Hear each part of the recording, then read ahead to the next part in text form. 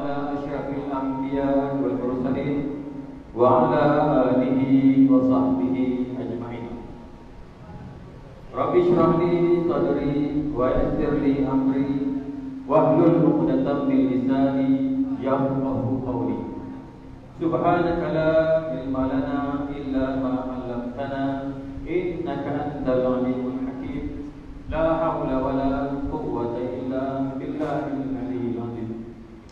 Yang dihormati Tuan Haji Suami bin Haji Harun, Pengurusi Jawatankuasa Pengurusan Majlis As-Salam, Pengurusi JPKK, Datuk Tok Sidang, Kesam Jaya, Ketampu dan Kemengkang, yang dimuliakan penceramah undangan Al-Fadil Ustaz Ahmad Zuki bin Abdul Rani, yang dimuliakan Pegawai Syarah, Barisan Jawatankuasa Pengurusan Majlis As-Salam, tuan-tuan, puan-puan, adik karya Majlis As-Salam, dan seterusnya hadirin dan hadirat yang dirahmati Allah sekalian.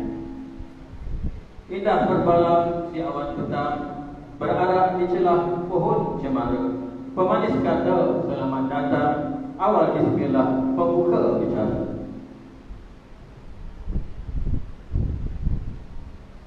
Sayang terbang mencari makan, terbang seiring di tepi kali. Selamat datang kami ucapkan, moga diiring restu ilahi. Sebelum meneruskan majlis, marilah kita bersama-sama melafazkan ummul kitab Al-Fatihah. Bismillahirrahmanirrahim. Alhamdulillahirabbil alamin, arrahmanir rahim, maliki yaumiddin, iyyaka na'budu wa iyyaka nasta'in, ihdinas siratal mustaqim, siratal ladzina an'amta 'alaihim ghairil maghdubi 'alaihim waladdallin. Amin. Terima kasih. Alhamdulillah. Seawalnya marilah kita memanjatkan rasa syukur kepada Allah SWT kerana dengan limpah kurnia dan hidayahnya jua mengizinkan kita berhimpun dan bertemu buat sekian kalinya di tempat yang ini sempena ceramah umum, ceramah perdana, anjuran Jawatankuasa Pengurusan Majlis As-Salam. Terlebih dahulu izinkan saya untuk mengalu-alukan kedatangan penceramah undangan pada malam ini, Al-Fadil Ustaz Ahmad Zuki, atas kesediaan beliau hadir dan seterusnya berfungsi ilmu dengan kita semua sebentar lagi. Untuk Al-Fadil Ustaz, kapal dagang dari seberang syarat muatan kayu Baranti. Dari jauh Ustaz Zuki datang, kami ini Assalam sedia menanti. Tuan-tuan, puan-puan dan sidang hadirin yang dikasihi sekalian, sejak hari ini bilangan kes baharu COVID-19 telah semakin mendadak dan sangat membangkang. Malam saja tuan-tuan terdapat 354 kes positif COVID-19.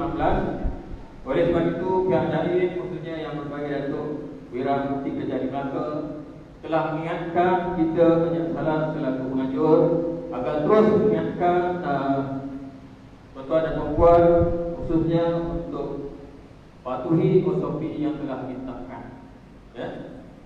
Jadi saya mohon kerjasama sedang jemaah sekalian untuk patuhi SOP yang telah ditetapkan sebagai langkah pencegahan dan kita semua tidak dikenakan kompaun oleh pihak berkuasa. Antara tuan-tuan kena jaga penjarakan sosial. Ya, jadi mohon bersama tuan-tuan pisah-pisah sikit.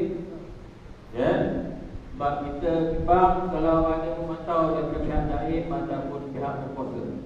Ya, jadi saya selaku penganjur kita dah ingatkan tuan-tuan. Jadi kalau tuan-tuan ingkar, itu secara pribadilah tuan-tuan melanggar SOP yang telah ditetapkan. Mudah-mudahan insya-Allah Allah SWT selamatkan kita semua daripada pandemik COVID-19. Sedang jemaah yang berbagi sekalian, memetik ungkapan tradisi Melayu, tidak kenal maka tak cinta. Oleh itu sebelum kira ceramah dibuka, izinkan saya untuk membacakan serba sedikit biodata penceramah undangan yang tidak asing lagi kepada kita semua.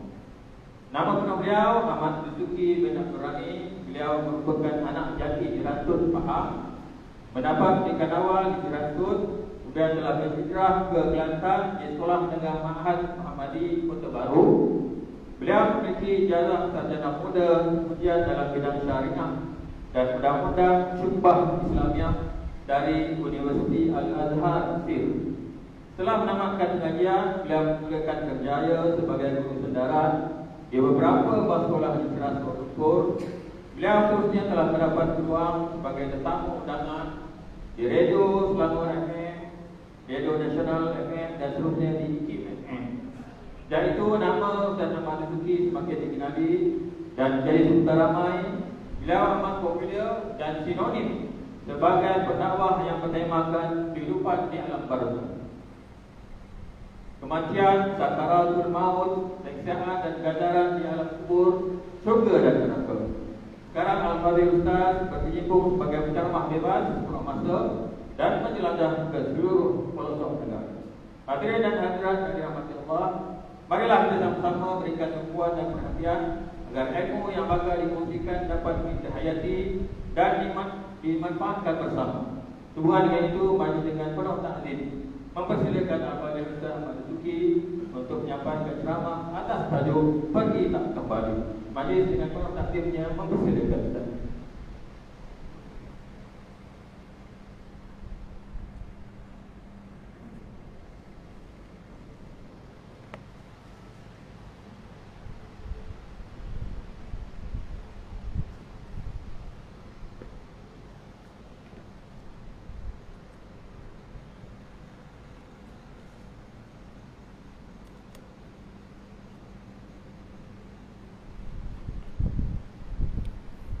Assalamualaikum warahmatullahi ta'ala wabarakatuh.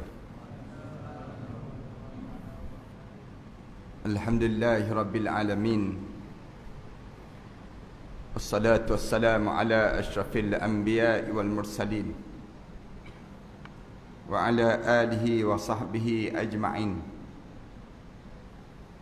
Subhanaka la ilma lana illa ma 'allamtana innaka antal alimul hakim. Rabbi shrah li sadri wa yassir li amri wahlul 'uqdatam min lisani yafqahu qawli. Rabbi yassir wa la tu'assir wa tammim bil khair.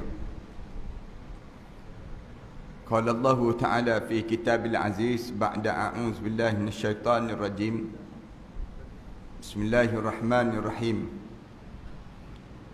Hatta iza jaa ahadahumul maut qala rabbi irji'un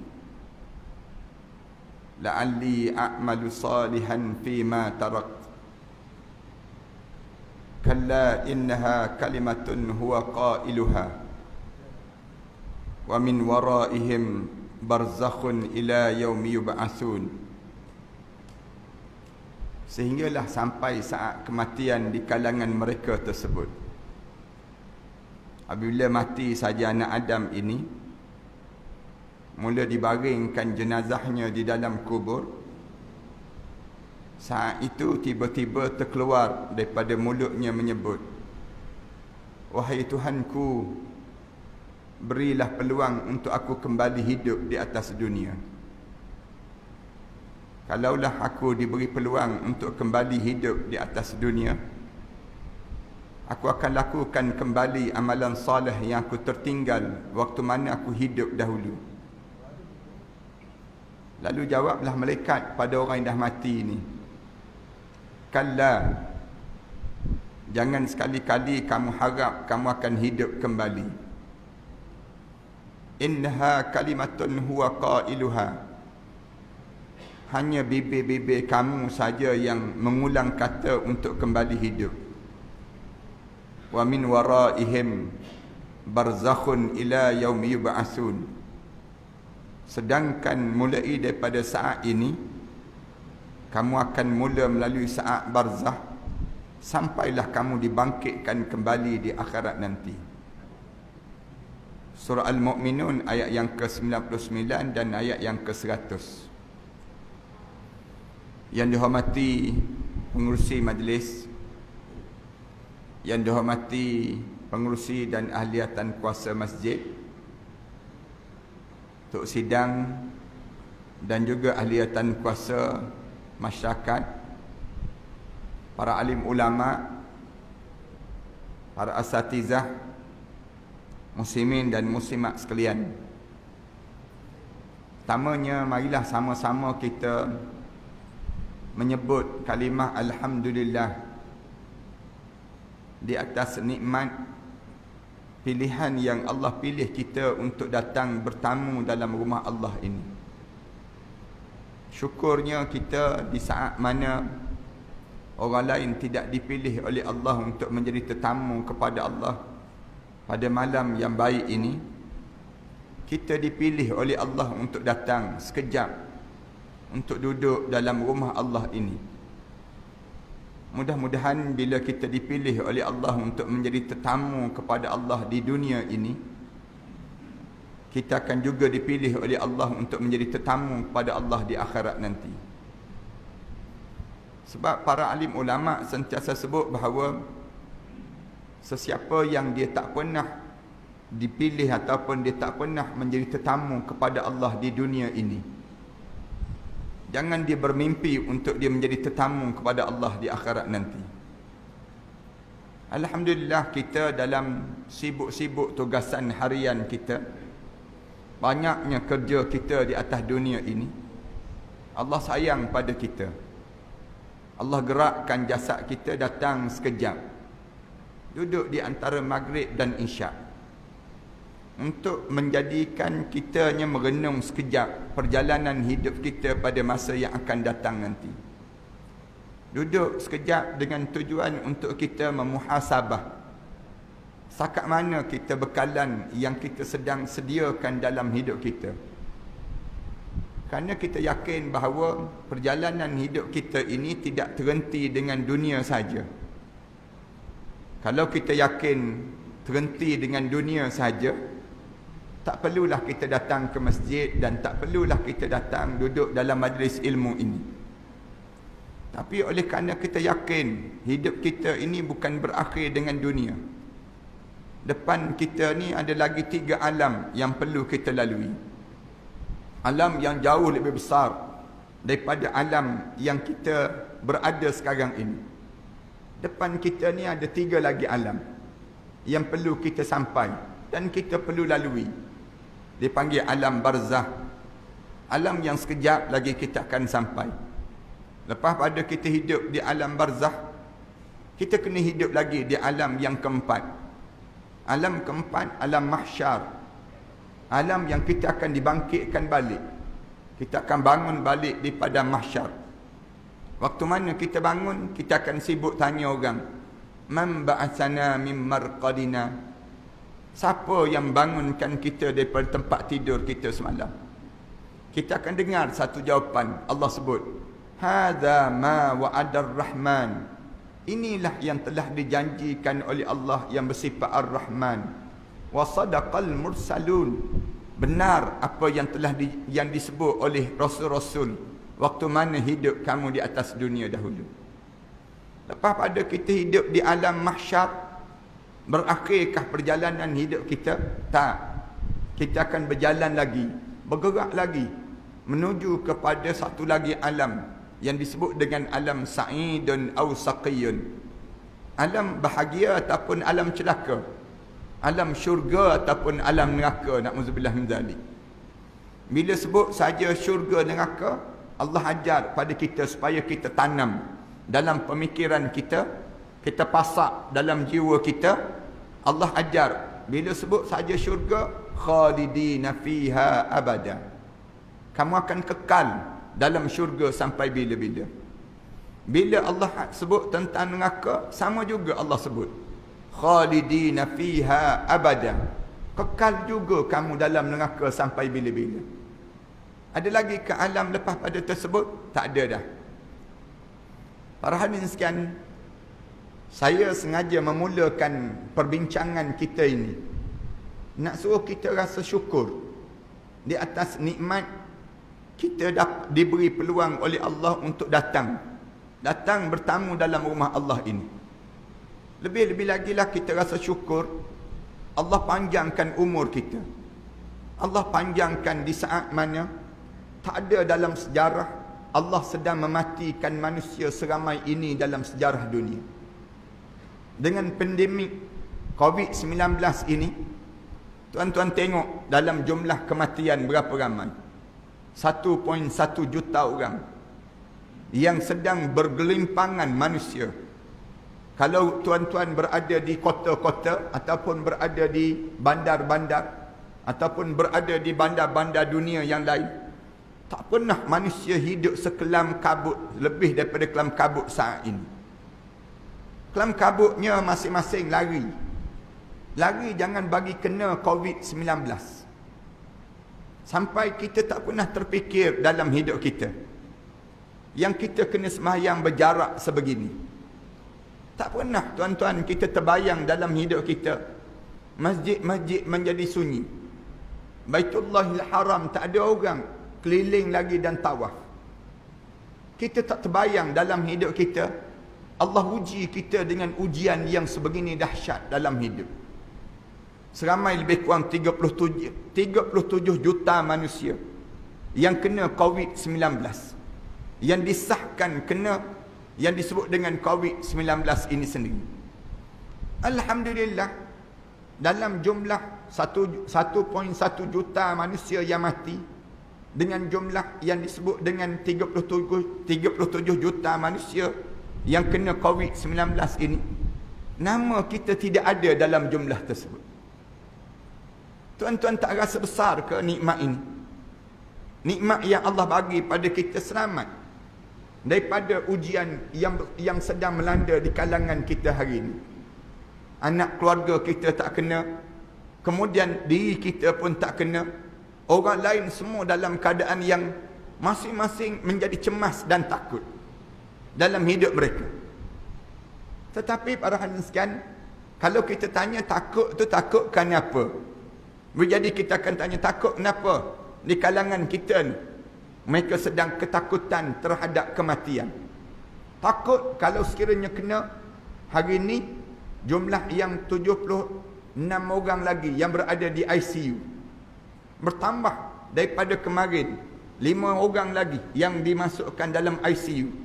ICU ni maknanya perjalanan akhir. Sama ada menentukan mati ataupun hidup. Di Malaysia kita ni, nak sebutnya, yang memerlukan bantuan pernafasan, kita sebut, diberitahu ada kita seramai lebih kurang 38 orang yang sedang bertarung nyawa nak keluarkan, sama ada Allah nak matikan dia ataupun Allah nak hidupkannya. Sampai kita boleh bayang hospital di Kota Kinabalu, kita diberitahu hampir lumpuh ward ICU mereka tersebut. Kenapa dia? Kerana di saat mana kita diserang dengan makhluk yang tak nampak pada pandangan mata kita ini. Makhluk apa dia yang jahat sangat ni? Dipanggil makhluk COVID-19. Yang terlampau jahat, yang menyebabkan berlaku kematian, sehingga kan orang kita lari ketakutan terhadap kematian itu sendiri. Tuan-tuan, walaupun begitu saya nak sebut, kita ni jangan jadi macam mereka, jangan kita nampak bahawa kita ni jadi takut dengan COVID itu sehingga kan kita tak buat apa amal soleh dalam hidup kita. Ada orang kita dia terlampau takut sampai dia tak datang masjid. Ada orang kita dia terlampau takut sangat dengan COVID sampai dia tak baca Quran. Dia terlampau takut sampai dia kerja dia tidur dia sepanjang masa. Sampai dia tak bangun tahajud malam.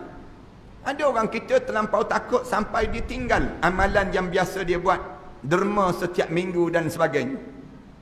Kerana terlampau takut dalam hidup ini, dia jadi demikian. Allah, dia jadikan makhluk COVID-19 ini satu teguran. Allah nak tegur pada kita. Setelah mana kita degil, Allah tegur berulang kali dalam hidup kita ni. Berulang kali Allah bagi tahu ada satu makhluk yang jahat. Sebelum daripada ni Allah ajar melalui Nabi Muhammad sallallahu alaihi wasallam. Makhluk yang jahat ni bahaya, kamu jangan dekat dengan dia. Makhluk apa yang jahat yang tak nampak pada pandangan mata kasar manusia, yang disebut dengan iblis ataupun syaitan. Iblis ataupun syaitan ni makhluk yang jahat. Innahu lakum aduwwum mubin. Dia ni musuh yang paling nyata pada kamu. Kamu hidup atas dunia ni, kamu kena bermusuh dengan makhluk ni. makhluk yang disebut dengan syaitan ataupun iblis. Kamu jangan dekat dengan dia. Buat penjarakan dengan iblis. Jangan kamu dekat. Kamu kena sentiasa ada wuduk supaya kamu sentiasa tidak diganggu oleh iblis ataupun syaitan ini. Orang kita tak faham. Orang kita tak nampak perkara demikian. Dia biarkan diri dia diganggu oleh iblis, diganggu oleh syaitan. Dia biarkan dalam hidup dia. Bila manusia dibiar, kemuncak Allah jadikan, Allah tegur pada diri kita. Allah tegur dengan tsunami.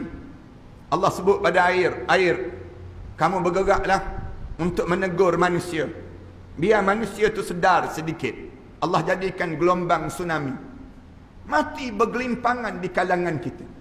Dalam air yang digelombangkan oleh Allah Subhanahu Wa Taala itu. Allah sebut pada tanah, kamu bercakap dengan manusia. Kamu tegur manusia. Lalu Allah jadikan tanah runtuh. Allah belah bumi ini. Berlaku di Palu.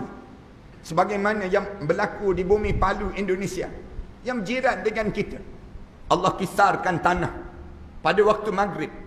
Kemudian Allah tenggelamkan kampung di Balaruang. Dalam masa yang setengah jam saja. Dikisar bagaikan pengisar. Pengisar yang diadun itu sendiri. Selama setengah jam tanah ini berpusing. Kemudian disedut. Rumah-rumah yang masuk dalam rumah ini hancur lebur. Kemudian mati bergelimpangan manusia. Di Pitobo, di bumi Palu. Dalam masa ada waktu maghrib juga. Saat mana azan kedengaran, Allah arahkan tanah.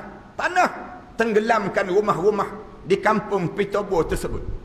Di saat mana maghrib, lalu rumah tersebut tenggelam. Saat waktu maghrib, tidak ada sebab langsung, bunyi gempa sekali saja. Kum sekali tersebut, tenggelam rumah dalam tanah sedalam 10 meter ke dalam muka bumi ini. Sekejap saja. Lalu mereka cuba untuk naik, nak menyelamatkan diri. Lalu Allah Subhanahu Wa Taala datangkan air yang entah daripada mana, air sawah ataupun air yang disebut dengan air paya begitu, meranapkan dan menutup tanah kampung itu sejauh 7 km. Tenggelam rumah-rumah dalam tanah ini. Tidak ada siapa, tidak ada sisa yang berbaki. Keesokan hari tanah itu menjadi kering. Kemudian tumbuh pokok yang disebut dengan pokok-pokok jagung di atas tanah-tanah itu. Seolah-olah tak pernah orang tinggal di kawasan tersebut. Sekejap je Allah bagi tahu pada tanah. Allah sebut pada api, wahai api, kamu ajar manusia. Ada makhluk jahat yang sedang mengganggu dalam hidup kamu. Kalau kamu tak jaga-jaga, lalu Allah bakarkan dan Allah jadikan dengan jerebu yang menitupi di kalangan kita. Allah jadikan demikian supaya manusia belajar ada makhluk yang jahat. Manusia tak belajar. Allah hilangkan kapal terbang negara kita. Allah jadikan kapal terbang yang tak tahu hilang ke mana. Yang berterbangan dan kemudian hilang. Allah sebut pada angin. Angin, kamu ajar manusia Malaysia supaya mereka belajar tentang ada makhluk yang jahat yang sedang mengganggu dalam hidup kamu. Demikian Allah jadikan. Sekarang Allah jadikan virus yang disebut dengan COVID-19. Satu makhluk yang tak nampak juga. Sama tak nampak. Syaitan tak nampak. Manakala COVID-19 pun tak nampak. Tiba-tiba muncul. Entah daripada mana. Datang tiba-tiba muncul. Dan di kalangan makhluk manusia. Apa yang sedang kamu lakukan, wahai penduduk Malaysia? Kamu buat dosa. Fakullan akhazna bizambi. Kamu buat dosa. Setiap benda yang berlaku dalam hidup kamu itu, kerana dosa-dosa yang kamu lakukan. Faminhum man arsalna alaihi hasiba. Ada di kalangan kamu yang telah kami jatuhkan hujan batu yang jatuh di atas kamu. Mati bergelimpangan di kalangan kamu. Wa minhum man akhadhathu as-sayhah. Ada di kalangan kamu yang telah kami petirkan mereka. Mati, pecah gegendang telinga. Dengan kena petir, mati bergelimpangan di kalangan kamu. Wa minhum man khasafna bihil ard. Ada di kalangan kamu yang telah kami belah bumi, lalu kami tenggelamkan mereka dalam muka bumi. Wa minhum man aghraqna. Ada di kalangan kamu yang telah kami gelombangkan air yang besar, lalu mati bergelimpangan kamu dalam air tersebut. Wa ma kana Allahu liyazlimahum. Allah tak buat zalim pada kamu. Walakin kanu anfusahum yazlimun. Tapi kamulah yang buat zalim pada diri kamu sendiri. Tuan-tuan, saya nak sebut kita ni jangan jadi macam orang kafir yang tak beriman kepada Allah. Orang kafir dia takut dengan Covid. Dia rasa bahawa Covid ini, kena Covid saja, maka matilah mereka. Berakhirlah segala nikmat yang mereka dapat. Yang mereka rasa dunia ni merupakan syurga dalam hidup mereka. Orang Islam bukan diajar supaya takut pada Covid, jahatnya Covid saja. Tapi orang Islam diajar supaya kena nampak jahat syaitan yang jauh lebih besar daripada jahatnya yang disebut dengan Covid. Jahat Covid, kemuncak hidup, mati di kalangan kita. Kemuncak. Siapa yang kena Covid, kemuncak dia, peringkat dia akan mati. Manakala orang yang kena ganggu pada syaitan, kemuncak dia masuk dalam neraka Allah Subhanahu Wa Taala. Mana yang lebih jahat? Jahatnya syaitan jauh lebih besar daripada jahatnya Covid. Jahat Covid, mati saja kita. Dan kita diajar supaya kena ingat, lepas pada kita mati, kita kena hidup. Di antara benda yang kita kena rasa dalam jiwa kita, dalam hidup kita ni, jangan kita fikir tentang mengenai mati itu saja, tidak. Tapi fikirlah dalam hidup kita, macam mana nak hidup lepas pada mati. Nak hidup lepas pada mati ni, kena sentiasa kita membayangi dalam hidup kita. Sentiasa kita fikir. Saya sebut, pernah tak terbayang dalam pemikiran ayah-ayah, ibu-ibu sekalian, macam mana kita malam tamu kita di barzah? Macam mana suasana yang perlu kita lalui saat mana orang mula tinggal jenazah kita? Agak-agak di waktu mana kita dalam kubur, kita ni termasuk di kalangan orang mukmin ke? Termasuk di kalangan orang yang menyesal ke? Ataupun kita masuk dalam kubur di kalangan orang kafir, na'udzubillah min dzalik. Ada 3 golongan ni saja yang masuk dalam kubur. Yang masuk dalam kubur ni, sekejap lagi kita ni masuk dalam 3 kelompok ni saja. Sama ada kita masuk di kalangan orang mukmin yang bila dia pergi, dia tak ada lagi perasaan untuk dia nak hidup kembali. Orang mukmin bila dia masuk dalam kubur, bila tanya oleh malaikat tanya dia, nak hidup balik? Semua orang mukmin jawab, tak nak hidup. Rasulullah cerita, bila ditanya pada orang mukmin yang masuk dalam kubur, kamu nak hidup kembali tak? Lalu orang mukmin jawab, tak nak ya Allah. Kami cukuplah perjalanan hidup. Sekali kami hidup di atas dunia. Sebagaimana kita tak nak kembali hidup dalam kandungan ibu. Hari ini tak ada seorang pun yang minta dengan Allah nak balik semula hidup dalam kandungan ibu. Demikianlah orang mukmin. Bila dia masuk dalam kubur, dia masuk saja dalam kubur, Rasulullah cerita, bila tanya oleh malaikat, nak hidup kembali tak? Tak nak. Kenapa tak nak? Mereka sudah nampak tempat dalam syurga Allah Subhanahu Wa Taala yang telah dijanjikan oleh Allah. Kemuncak nikmat dalam hidup, dapat syurga sampai tak nak lagi hidup kembali di atas dunia. Kemudian manakala kumpulan kedua yang masuk dalam kubur, terus masuk dalam neraka Allah Subhanahu Wa Taala terus. Siapa kumpulan ini? Orang kafir. Yang disebut dalam Al-Quran Karim cerita tentang dia orang kafir ni, macam mana kesengsaraan dalam hidup dia lepas pada mati mereka. Tuan-tuan baca dalam Al-Quran banyak. Allah cerita tentang orang kafir bila dia masuk dalam kubur saja, tiba-tiba dia dapati semua nikmat-nikmat yang ada atas dunia, yang dimiliki atas dunia, sudah berakhir. Dan dia sudah mendapat yang disebut dengan gaung-gaung api neraka Allah Subhanahu Wa Taala.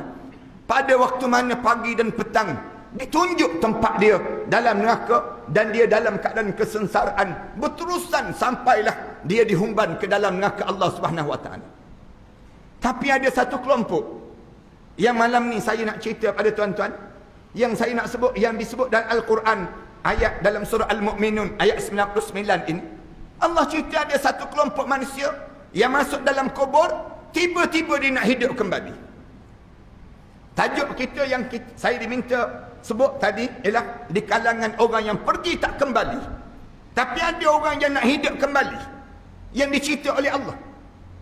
hatta iza jaa ahadahumul maut, ketika mana datang salah seorang di kalangan kamu kematian. Bila berlaku je kematian pada mereka sebut, masuk saja jenazah mereka dalam kubur, tutup saja jenazah dia, dalam keadaan tutup jenazah dia dalam kubur tersebut, bunyi tanah-tanah yang turun di atas liang lahat dia. Bila dengar kedengaran tanah-tanah yang jatuh di atas tubuh badan dia tersebut, kemudian dia nampak di hujung kaki dia berdiri dua orang malaikat muka dan nakir, warna hitam kebiru-biruan. Bila orang ke bumi jenazah kita ni, sampai pagar lutut je, Rasulullah cerita, sampai pagar lutut je diri terus malaikat muka dan nakir depan kita. Di waktu mana malaikat muka dan nakir warna hitam kebiru-biruan mula berdiri di hadapan muka kita, di saat tersebut ada satu kelompok manusia yang dia sebut pada malaikat, sebelum malaikat buat apa-apa lagi disebut pada malaikat, qala rabbirji'un, malaikat bagilah peluang untuk aku kembali hidup di atas dunia wahai malaikat. Tolong hidup kembali malaikat. Kalau tuan-tuan boleh dengar suara-suara daripada kubur, nescaya tuan-tuan akan dengar orang dalam kubur kata, beruntung kalian masih lagi hidup. Manakala kami minta nak hidup, tapi Allah tak benarkan kami hidup kembali. Orang dalam kubur sebut, qala rabbirji'un. Ni sebahagian disebut dalam kitabnya, daripada 100 orang yang meninggal dunia, 99 orang meminta untuk hidup kembali. Seorang saja yang tak minta. Dalam satu riwayat yang lain sebut, daripada 10,000 umat Rasulullah sallallahu alaihi wasallam yang meninggal dunia dalam kubur, seorang saja yang sebut dia tak nak hidup. 9,999 lagi nak hidup. Kenapa mereka nak hidup kembali? Kenapa mereka nak hidup kembali? Dia sebut, kalau aku boleh hidup balik, dia sebut, la'alli a'malu salihan fi ma tarak. Kalau aku boleh hidup balik, aku nak buat balik amalan salih yang aku tertinggal waktu mana aku hidup dahulu. Maknanya apa dia? Maknanya orang dalam kubur ni, orang Islam. Masuk dalam kubur tu orang Islam. Dia tahu amalan salih. Amalan apa yang menyebabkan mereka ni nak buat balik? Kalau mereka boleh hidup balik, mereka nak buat balik dalam hidup ni amalan. Sebelum nak sebut cerita tentang mereka ni nak hidup balik ni, Allah cerita pada diri kita, ada 3 kelompok yang minta sangat nak hidup kembali bila masuk dalam kubur. Ada 3 kelompok dalam Al-Quran Karim. Kalau tuan-tuan rajin baca dalam surah An-Nisa ayat yang ke-97, ni kumpulan yang pertama. Tuan-tuan jangan masuk dalam kumpulan yang pertama ni. Orang yang pertama, bila dia masuk saja dalam kubur, dia sebut nak hidup balik. Ayat yang ke-97 dalam surah An-Nisa, Allah Subhanahu wa taala sebut, innal ladzina tawaffahumul malaikatu zalimi anfusihim. Orang-orang yang dimatikan oleh malaikat Allah di saat mana dia sedang buat khianat pada dirinya sendiri. Siapa yang mati dalam keadaan buat khianat pada diri sendiri? Mati dalam keadaan buat zalim pada diri sendiri. Rupa-rupanya ramai di kalangan kita ni yang jenis demikian. Hidup dalam keadaan tak sedar dia sedang buat khianat pada dirinya sendiri. Dia bukan buat khianat pada orang, tapi dia buat khianat pada diri sendiri. Tuan-tuan biasa tak dengar orang yang buat khianat pada diri sendiri? Ramai kan orang kita yang berlaku demikian. Macam mana dia buat khianat pada diri sendiri? Orang yang dengar azan, dia tak datang sembahyang berjemaah. Dia sedang buat khianat pada diri dia sendiri. Dia bukan buat khianat pada tok imam. Dia tak boleh sebut. Bila kedengaran azan, dia tak datang sembahyang berjemaah, dia tak boleh sebut, padan muka tok imam, aku tak datang. Dia tak boleh sebut demikian. Dia kena sebut, padan muka aku kerana aku tak datang. Dia kena perasan demikian pada diri dia. Orang yang buat khianat pada diri sendiri siapa? Yang dia dah bangun dah pada saat terakhir penghujung malam, dia boleh pergi qada hajat. Dia boleh tunaikan hajat dia, kemudian dia kembali tidur balik tanpa dia bangun sembahyang 2 rakaat, katanya Rasulullah sallallahu alaihi wasallam. Kamu bukan buat khianat pada orang, kamu buat khianat pada diri kamu sendiri. Siapa yang buat khianat pada diri sendiri? Kan biasa kan kita dengar suara ibu-ibu yang dia memuji anak dia, Ustaz, anak saya bagus Ustaz. Mencuri tak, menipu tak, berzina tak, minum arak tak, berjudi tak, sembahyang pun tak, puasa pun tak. Hidup sebetak. Orang memang dia tak buat khianat pada orang, tapi dia sedang buat khianat pada diri dia sendiri. Khianat pada diri sendiri ni Orang yang kumpulan yang tamu yang menyesal. Masuk dalam kubur je. Bila dia masuk dalam kubur, malaikat tanya terus. Qalu fima kuntum. Kenapa kamu mati macam ni? Kenapa kamu mati macam ni? Mati dalam keadaan tak boleh baca Quran. Saya sebut banyak kali ni. Yang akhir-akhir ni saya sebut demikian. Orang Melaka ni tak sewajarnya hidup dalam keadaan tak boleh baca Quran. Orang kesang tua lagi teruk. Jangan sampai tak boleh baca Quran. Tuan-tuan jangan sampai tak boleh baca Quran. Kalau tuan-tuan tak boleh baca Quran, tuan-tuan mati di saat mana tuan-tuan tak boleh baca Quran, tuan-tuan masuk dalam kubur, confirm tak lepas menghadap depan Allah. Tak lepas tuan-tuan. Tak percaya cuba try mati, tak percaya. Nak tahu lepas ke tak lepas. Kalau tak boleh baca Quran, kamu sedang buat khianat pada diri kamu sendiri. Masuk dalam kubur je malaikat tanya terus. Quran boleh baca? Quran. Quran boleh baca? Tak boleh malaikat. Oh, Quran tak boleh baca? Tak boleh. Kamu buat apa di atas dunia? Allah bagi umur kamu 30 tahun, 40 tahun, 50 tahun, 60 tahun, 70 tahun hidup. Tergagak-gagak, tak boleh baca Quran. Kamu buat apa di atas dunia? Dia jawab, malaikat, aku sibuk malaikat. Qalu kunna mustad'afina fil ard. Malaikat, aku orang yang lemah di atas dunia dahulu malaikat. Dia sebut pada malaikat.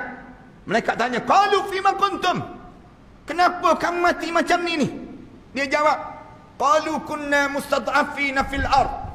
Malaikat, kami orang lemah di atas dunia dahulu malaikat. Malaikat tanya balik, qalu alam takun ardullahi wasi'ah fatuhajiru fiha. Allah tak kira Allah buat bumi itu luas untuk diri kamu. Mengapa kamu tidak berhijrah waktu mana kamu hidup di atas dunia dahulu? Mengapa kamu tak mencari ilmu? Mengapa kamu tak pergi cari orang-orang saleh untuk kamu mendapatkan ilmu? Mengapa kamu jadi biarkan diri kamu sebegini? Kamu dah tahu dah kamu tak ada kekuatan. Mengapa kamu biarkan diri kamu dalam keadaan demikian? Nanti kamu tahu dah kamu tidak ada ilmu. Carilah orang-orang alim. Carilah, tumpanglah. Datang bagi tahu pada AJK Masjid. Saya di antara ahli qaryah yang tak boleh baca Quran. Mengaku je, jangan malu. Bagi tahu pada AJK. AJK Masjid pula umum. Hari Jumaat je umum terus. Mana-mana ahli qaryah yang tak boleh baca Quran, tolong daftar dengan masjid. Mana-mana ahli qaryah yang dah boleh baca Quran, tolong daftar dengan masjid. Letak nama. Kemudian ketemukan di antara yang tak boleh dengan yang boleh. Sedarakan mereka. Bagaikan Rasulullah sedarakan di antara Ansar dan juga Muhajirin. Bagi tahu pada AJK, saya antara ahli qaryah yang tak boleh baca. AJK pula, jangan pula jawab bertenang. Sebenarnya saya pun tak boleh baca juga, katanya AJK. Jangan jawab demikian, buat malu company je. Ni kumpulan yang tam. Mati dalam keadaan buat zalim pada diri sendiri. Siapa yang buat zalim pada diri sendiri? Mati di saat mana harta benda banyak, dia tinggal atas dunia, kemudian dia masuk dalam kubur seorang-seorang, dia terpaksa jawab terhadap harta benda yang banyak di atas dunia dahulu. Tuan-tuan jangan demikian, tuan-tuan. Tuan-tuan jangan jadi zalim pada diri sendiri. Jangan buat khianat pada diri sendiri. Kan kita baca doa, Rabbi inni zalamtu nafsi faghfirli. Ya Allah, aku ni sentiasa buat zalim pada diri aku sendiri. Tolong ampunkan dosaku ya Allah. Supaya bila masuk dalam kubur, malaikat jawab pada dia. Malaikat tanya pada dia, tidakkah Allah telah jadikan alam takun ardullahi wasi'ah? Tidakkah Allah jadikan bumi ini luas untuk kamu? Fatuhajiru fiha. Kemudian mengapa kamu tidak berhijrah? Kamu tak cari orang alim untuk kamu tumpang ilmu daripada mereka sebut. Lalu diam dia, tak boleh jawab. Bila diam tak boleh jawab, tersebut senyap saja tak boleh jawab. Lalu malaikat sebut, faulaika ma'wahum jahannam. Bagi golongan inilah Allah telah sediakan neraka jahannam. Wasa'at masira. Dan neraka jahannam itu seburuk-buruk tempat yang disediakan oleh Allah pada mereka tersebut. Jangan saya nak sebut, saya nak mengayu pada tuan-tuan. Tuan-tuan jangan masuk kumpulan yang tamat. Jangan masuk kumpulan yang tamat, yang mati di saat mana dia sedang buat khianat pada dirinya sendiri. Jangan demikian. Dan jangan masuk kumpulan yang kedua. Ya Allah cerita, yang masuk kumpulan yang kedua dalam surah Al-An'am ayat yang ke-44. Allah cerita ni, falamma nasu ma zukiru bi. ketika mana mereka mula lupa segala peringatan Allah. Ini kumpulan yang kedua. Dia orang Islam, tapi dia langgar syariat Allah. Dia buat tak reti je. Ini kumpulan yang kedua ni. Dia tak semayang, dia tak puasa. Yang herannya, dengan dia tak semayang, lagi banyak rezeki dia. Lagi dia tak puasa, lagi sihat tubuh badan dia. Lagi dia tak keluar zakat, lagi kaya hidup dia. Lagi bermewah-mewahan pada diri dia. Allah cerita ni dalam surah Al-An'am surah ayat 44. Allah Subhanahu Wa Taala sebut, "Fatahna alaihim abwaaba kulli syai'."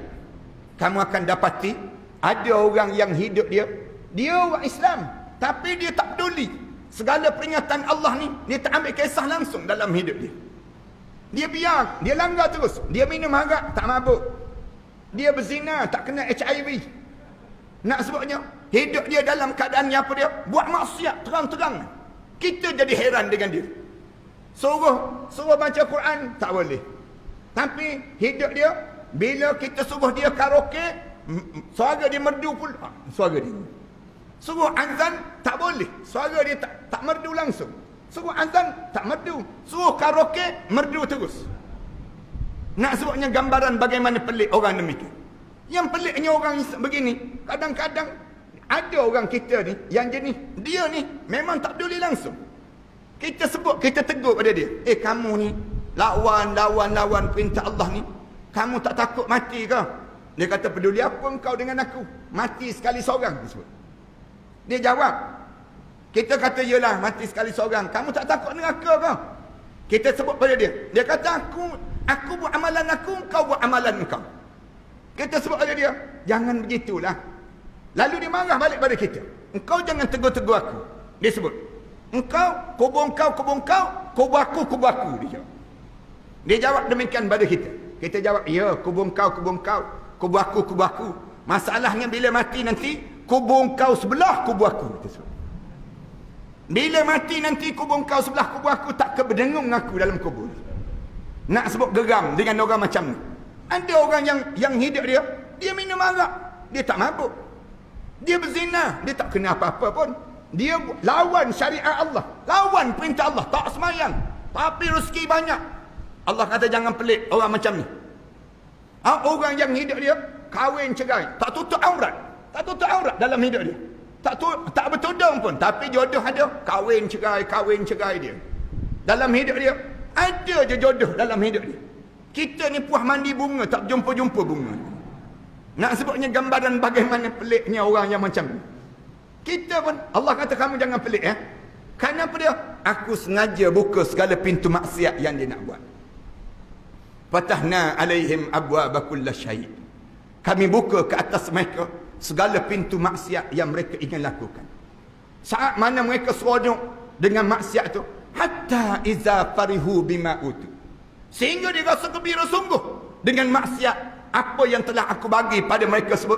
Tengah-tengah mereka seronok tersebut, akhaznahum baghtatan, kami rentak nyawa dia dalam keadaan mengejut.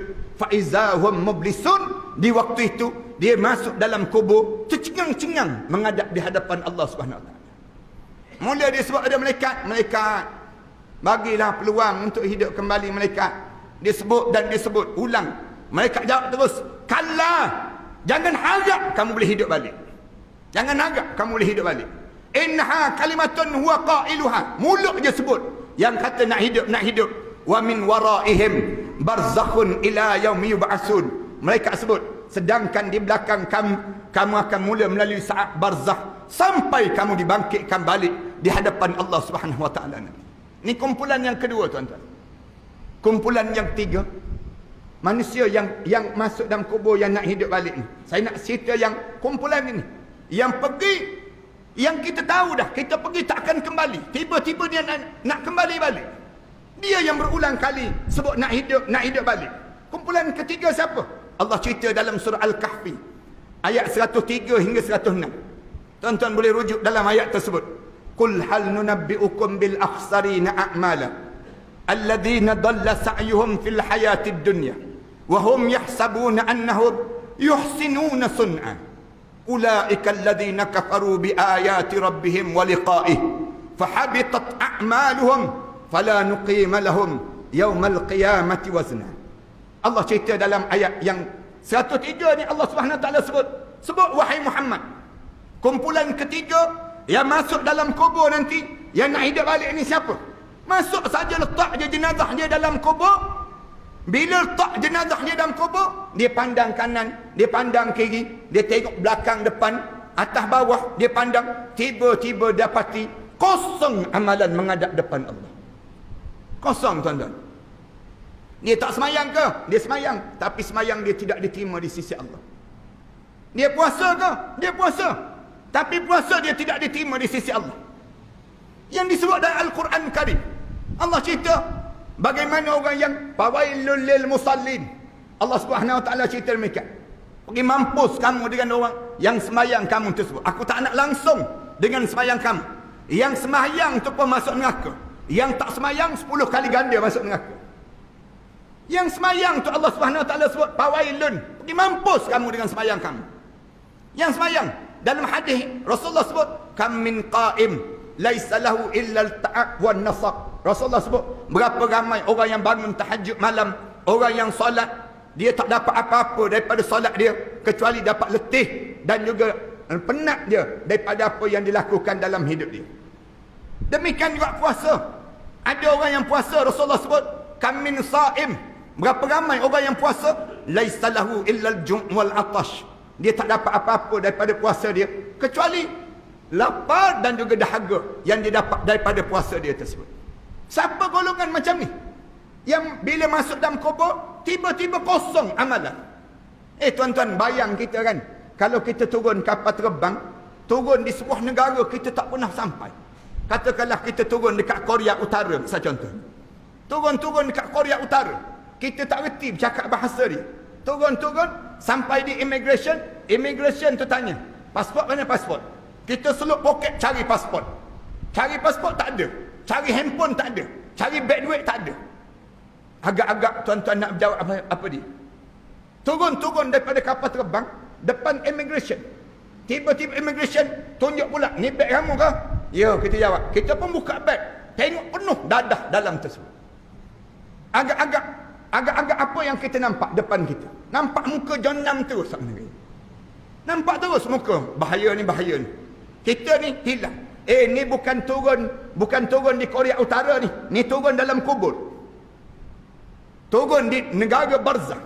Turun di alam barzah. Bila turun saja, tiba-tiba kosong amalan menghadap depan Allah.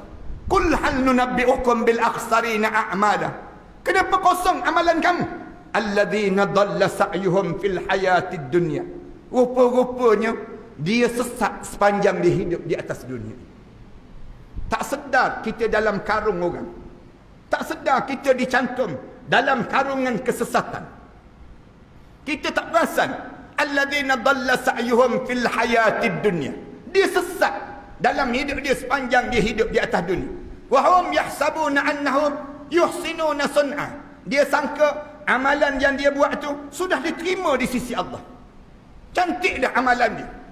Ulaikal ladzina kafaru bi ayati rabbihim wa liqa'ih. Allah sebut, mereka ni golongan yang tak percaya pada ayat Allah dan tak yakin ada hari pertemuan dengan Allah. Fahabitat a'maluhum. Hancur lebur amalan-amalan mereka. Fala nuqima lahum yaumal qiyamati wazna. Maka di akhirat nanti tidak ditimbang langsung amalan dia, sehingga kan dia dihumban terus ke dalam neraka Allah Subhanahu Wa Taala.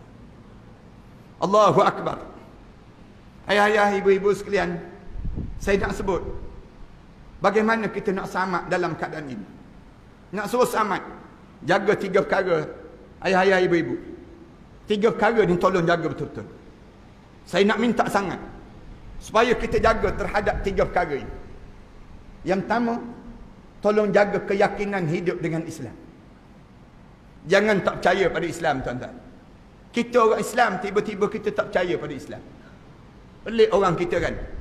Kita orang Islam, kita ni orang Islam, tiba-tiba kita tak yakin dengan Islam. Bukti kita tak yakin kat mana? Orang kita tak yakin dengan Islam.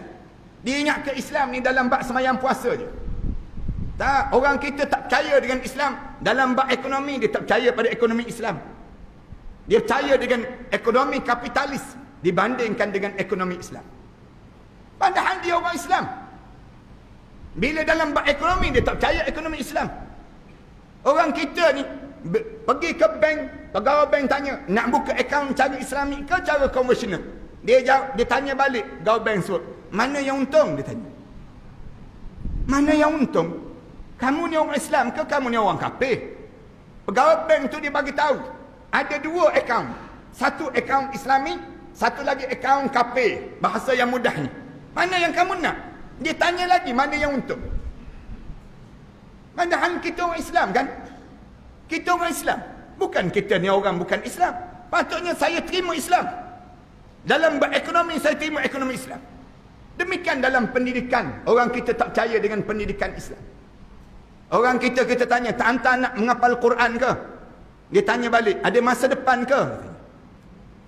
Orang kita tanya, nak buat apa kalau semua menghafal Quran? Semua nak jadi imam ke? Kita jawab, tak, bukan begitu. Ada yang sahabat saya tanya seorang sahabat dia depan saya. Dia tanya, di Kuala Lumpur tu dia tanya, kamu tak hantar anak menghafal Quran ke? Dia jawab balik, ustaz nak suruh anak saya mati terbakar ke? Dia sebut demikian, gambaran negatif dia. Habis kamu hantar anak ke mana? Saya lebih percaya sekolah sekular dibandingkan dengan sekolah agama. Saya tak hantar anak saya ke sekolah agama, tak ada masa depan. Dia sebut demikian. Padahal sekolah agama Islam, bukan agama Kristian, bukan agama Yahudi, agama Islam, sekolah agama. Sekolah agama pun dia tak percaya. Sekolah yang jelas-jelas cerita tentang Islam, tak ada masa depan, dia sebut demikian. Dia rela, padahal anak-anak kita ni kan, yang dia belajar, kita ni kan belajar, bila habis yang kita belajar ni, habis kita masuk dalam bidang pekerjaan, kita tak guna-guna pun ilmu yang kita belajar. Tuan-tuan perasan tak? Kita banyak habis masa je belajar yang ilmu yang kita tak guna.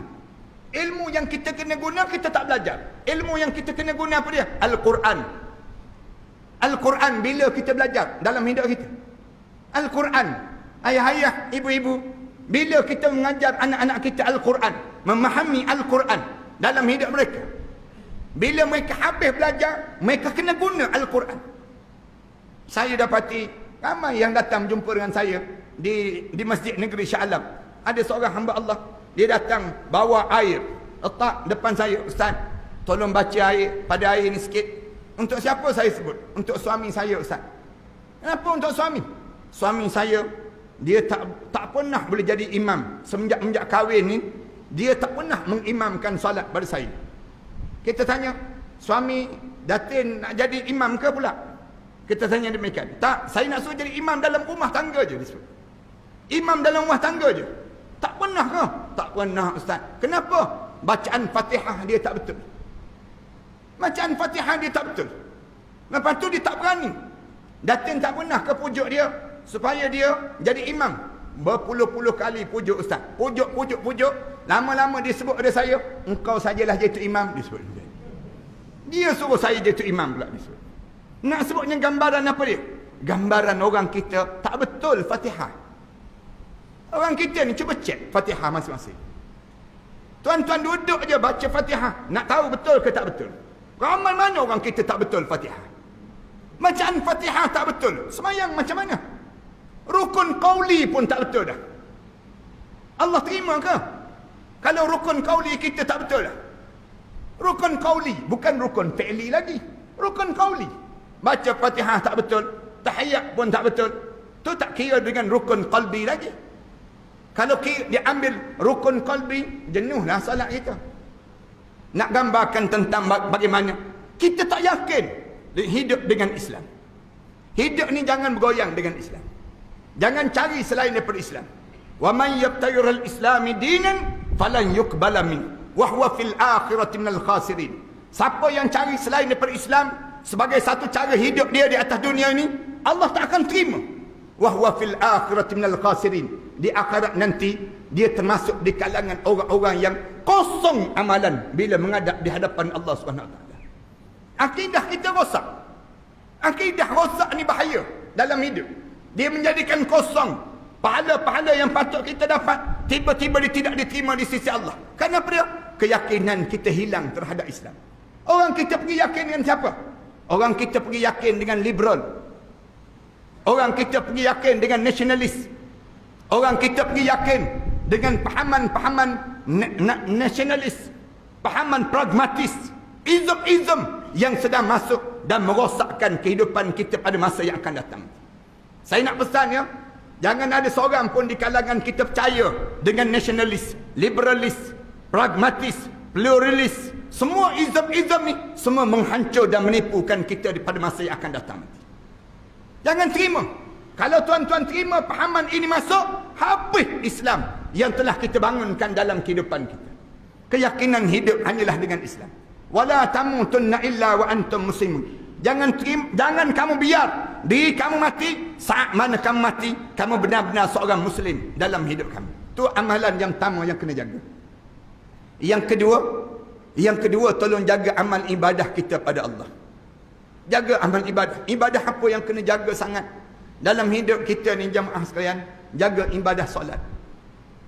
Solat kena jaga. Jangan solat bermusim, jangan.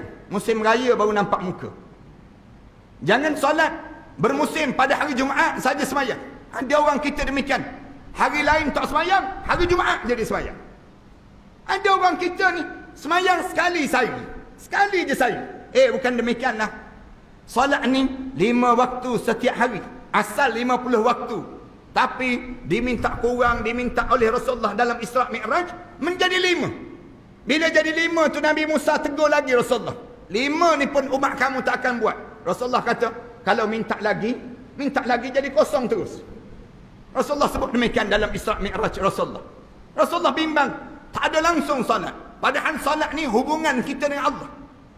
Dijaga solat, maknanya kamu jaga hubungan dengan Allah. Bila kamu tak jaga solat, maknanya kamu tak jaga hubungan kamu dengan Allah. Kamu ingat kamu dapat syurga ke? Bila kamu tak jaga hubungan dengan Allah. Bila kita boleh jaga solat, maknanya 5 kali sehari kita berhubung dengan Allah. Kita jaga ni. Jangan rosakkan. Sebagaimana kita kan tak nak rosak hubungan dengan pembesar-pembesar. Kita tak nak rosak hubungan dengan jiran-jiran. Kita tak nak rosak hubungan dengan mak dan ayah kita. Demikian juga jangan rosakkan hubungan kamu dengan Allah. Rosak hubungan dengan Allah bila kamu tak salat. Bila kamu tinggal salat, kamu rosak hubungan kamu dengan Allah. Yang menyebabkan kemarahan Allah besar pada kamu. Kerana salat ni asas dalam beragama. As-salatu imaduddin. Salat ni asas dalam beragama. Faman aqamaha faqad aqamaddin. Siapa yang jaga salat, maka dia menegakkan agama dalam tuaran dia. Waman hadamah waman tarakaha faqad hadamaddin. Siapa yang tinggal salat, dia telah menghancurkan agama. Tu yang datang Covid pada kamu tu. Datang Covid dalam hidup kita ni, punca orang kita ramai tinggal salat. Kalau kita ni jaga hubungan kita dengan Allah, mungkin Allah akan selamatkan kita. Allah akan jaga pada diri kita. Kerana kamu jaga Allah. Allah sebut, ihfazillah yahfazka. Rasulullah ajar pada kita. Allah ajar melalui Rasulullah. Kamu jaga Allah, Allah jaga kamu. Bagaimana sekarang kita? Allah jaga ke kita? Tak. Allah tak jaga kita. Punca apa? Punca kita tinggal salat. Orang kita tinggal salat. Saya nak seru penduduk Malaysia, bukan orang Kelang tua je. Saya nak sebut seluruh penduduk Malaysia ni, kalian kena bangun salat. Kalau kalian biarkan salat ini ditinggalkan berterusan, pemimpin-pemimpin tak bagi tahu pada rakyat, jaga salat, jaga salat. Pemimpin sibuk nak suruh jaga penjarakan saja. Pemimpin sebut nak suruh jaga tolong bayar cukai saja, misal contoh. Tapi salat tak suruh jaga. Salat kita tak suruh jaga, maka kita habis hubungan kita dengan Allah SWT. Pemimpin tu maksudnya siapa? Ayah menjadi pemimpin dalam keluarga. Kemudian ketua tok sidang menjadi ketua dalam kampung dia. Dan akan bertanggungjawab di hadapan Allah SWT nanti. Yang jadi apa dia? Yang jadi yang berhormat, tolong bagi tahu pada penduduk bawahan dia. Yang ketua, pegawai syarak dan sebagainya, semua bagi tahu, jaga solat, jaga solat. Solat menjadi asas dalam kehidupan kita. Solat yang macam mana kena jaga? Yang pertama solat fardu. Solat fardu. Bila sampai usia 40 tahun, jaga solat berjemaah. Solat berjemaah. Usia 40 tahun. Tak ada lagi kelonggaran bagi orang yang umur 40 tahun untuk bagi mereka ni tak datang sembahyang berjemaah. Datang sembahyang berjemaah. Wahai pemuda-pemuda yang usia dia 40 tahun. 40 tahun ni bukan beginning of life, tidak. Dia bukan permulaan untuk kehidupan, tetapi permulaan untuk kematian. Siapa yang usia 40 tahun, dia kena ingat, dia sudah habis dah masa hidup dia dengan dunia. Masa dia sebelah kaki dia lagi untuk akhirat. Sampai umur 60 tahun, umur konfirmati. Umur konfirmati. Siapa yang sampai dah usia 60 tahun, jangan tinggal tahajud malam. Bangun tahajud malam. Tahajud malam, tiap-tiap malam kena bangun. Saya cadangkan masjid yang ada ni, boleh kata tiap-tiap pagi Jumaat buat tahajud malam. Bangun tiap-tiap pagi Jumaat buat program tahajud. Buat program tahajud. Masjid-masjid di Melaka ni, pagi Jumaat je buat program tahajud di masjid. Manfaatkan usia yang 60 tahun tersebut untuk persiapan menghadap di hadapan Allah SWT. Umur 60 tahun tak masuk pejabat dah pun. Umur 60 tahun mana masuk pejabat? Kalau pergi pejabat pun orang halau balik dah. Balik-balik orang sebut demikian. Nak sebutnya usia 60 tahun. Usia 60 tahun ni masa apa dia? Masa emas untuk kita bersiap menghadap di hadapan Allah. Mula kita buat checklist. Jangan sibuk. Orang tanya, sekarang buat kerja apa? Dia jawab, kerja RTM. Dia sebut demikian. RTM, kerja apa RTM? Rehat tunggu mati. Dia sebut demikian. Jangan jawab demikian. Jawab, saya sekarang sedang bersiap untuk menyiapkan diri saya untuk memasuki syurga Allah Subhanahu Wa Taala. Umur 60 tahun, menyiapkan diri untuk masuk dalam syurga Allah. Jangan lupa doakan saya. Jangan lupa doa sesama kita, agar kita dapat nikmat syurga Allah Subhanahu Wa Taala yang sekejap lagi kalian akan rasakan. Ayah-ayah akan rasa, ibu-ibu akan rasa sebentar je lagi. Masa senipis kulit bawang. Rasulullah sebut senipis kulit bawang. Umur di saat mana usia 60 tahun ni, jangan panjang lagi angan-angan terhadap dunia. Jangan sibuk nak jadi Perdana Menteri lagi. Umur 60 tahun dah dalam hidup kita. 60 tahun dah pada masa kita. Bagi peluang pada orang lain yang sedang hidup di atas dunia ini, yang sedang muda dalam keadaan membangunkan negara.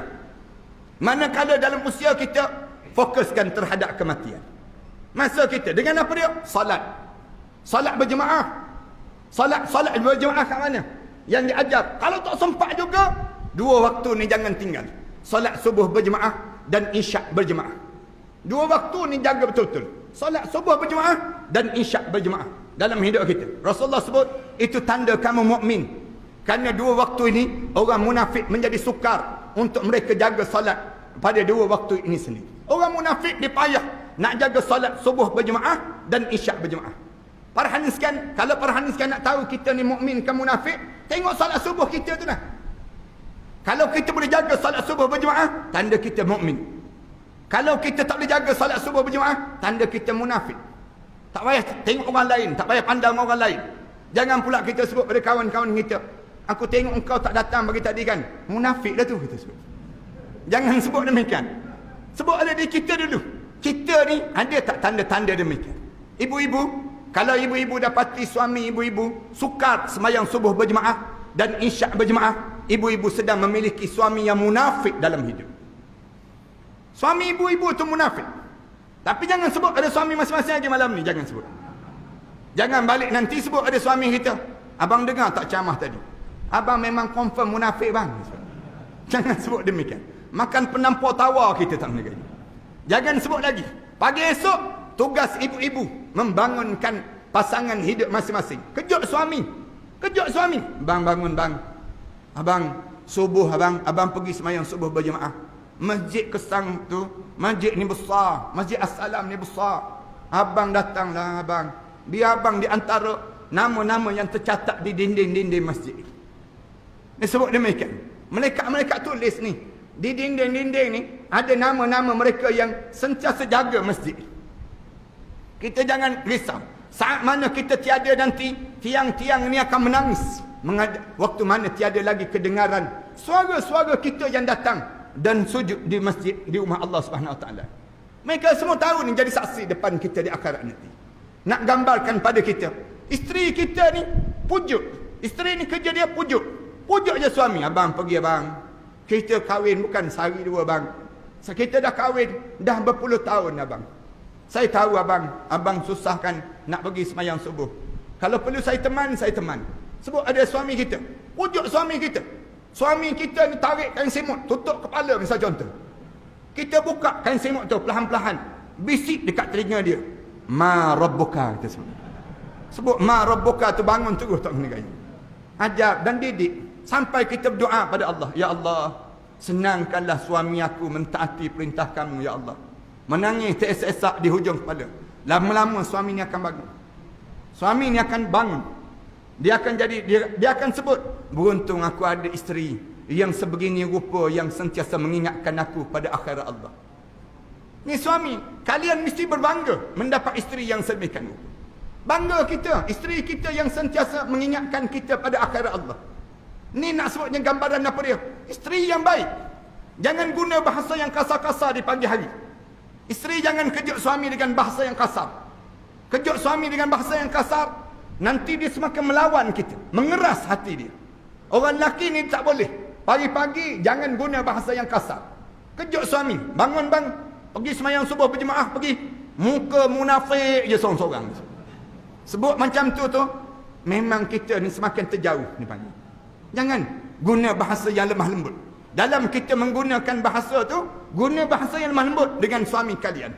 Bila kita guna bahasa lemah lembut, dia akan jaga salat berjemaah. Dalam masa yang sama jaga apa dia? Baca Quran. Yang kedua, tolong baca Quran. Saya sebut awal-awal tadi, dalam diri kita ni jangan tak boleh baca Quran. Ayah-ayah dan ibu-ibu yang dah boleh baca Quran, tolonglah di usia kalian 60 tahun khatamkan Quran itu. Tanda kita bersedia sungguh 3 hari sekali khatam. 3 hari sekali khatam Al-Quran Karim. Itu tanda kita bersedia sungguh. Jangan malas. Jangan sampai tak baca Al-Quran. Baca Quran. Ni Quran tak baca, TikTok baca dia panggil. Tiap-tiap hari main di TikTok boleh. Kemudian main apa dia? Main Instagram boleh. Baca Facebook boleh. Baca Quran tak boleh. Jangan jadi demikian pada diri kita. Rajinkan pada kita dengan Al-Quran Karim. Al-Quran. Yang ketiga yang besar juga saya nak sebut. Tolong alihkan semua aset-aset yang ada atas dunia ini ke akhirat Allah sebelum kita mati masuk dalam kubur seorang-seorang. Sekarang peluang hidup kan, Allah bagi peluang kita hidup. Harta ada tak ada? Ada harta. Masing-masing ada harta kan? Ada harta. Harta ni jangan simpan dekat dunia. Tolong alihkan ke akhirat. Sekarang kerja kita mengalihkan harta kita. Tiap-tiap hari alih harta kita. Jangan simpan untuk dunia. Sedekah kita setiap hari RM100, RM100. Kita sedang alih harta kita untuk ke akhirat Allah. Tiap-tiap hari. Jangan simpan. Ramai dah orang kita dia simpan untuk dunia. Dia tertinggal di dunia. Dia masuk dalam kubur seorang-seorang. Menyesal tak sudah dalam hidup dia. Jangan tuan-tuan. Orang kita ni pandai cari harta. Cari harta pandai. Tapi mengalih harta tak pandai. Nak alihkan aset dia. Jangan demikian. Cari harta, orang tanya, cari harta ni untuk apa? Untuk hari tua Ustaz. Siapa yang ajar? KL beli SP Ustaz. KL beli SP ajar simpanan untuk bekalan hari tua. Tak betul langsung kita sebut. Simpanan bukan untuk hari tua. Simpanan untuk ke syurga. Harta benda kita ni mesti melayakkan kita ke syurga. Macam mana? Infak. Macam mana? Sedekah. Macam mana? Wakaf. Macam mana? Hibah. Dalam hidup kita dah fokus dah pada diri kita. Bagi tahu ada anak kita, panggil anak-anak kita. Panggil anak kita balik. Abah dah umur 60 tahun. Mak kamu pun 60 tahun. Dua-dua dah 60 lebih dah. Masa kematian semakin menghampiri kami. Kita sebut pada anak-anak kita. Tanah Abah ada 5 ekar, 6 ekar ni. Ambil sekar seorang, dia sebut. Sekar seorang tanah ni. Jangan berkelahi. Bila Abah dah meninggal dunia, Abah haramkan kamu berkelahi sesama adik-beradik. Jangan tak tegur siapa dengan adik-beradik. Jangan berebut harta. Jangan berebut harta. Sebut pada anak-anak kita awal-awal lagi. Kalau kamu berkelahi nanti, terseksa Abah dalam kubur. Abah dalam kubur nanti, Abi dalam kubur nanti, terseksa nanti. Jangan seorang pun berkelahi. Jangan tak tegur siapa adik-beradik. Ni berebut harta sampai tak tunggu siapa. Tersebut pada anak-anak kita. Manakala rumah ni, tapak rumah ni milik abah dan milik umi kamu. Ni milik abi dan umi. Kamu jangan ambil rumah ni. Abah, abi dan umi nak bawa ke akhirat Allah. Macam mana cara? Datang jumpa dengan AJK masjid. Bagi tahu pada AJK masjid. Rumah saya tu, kenderaan saya tu, kereta saya tu, kalau saya meninggal dunia, isteri saya meninggal dunia, menjadi milik masjid.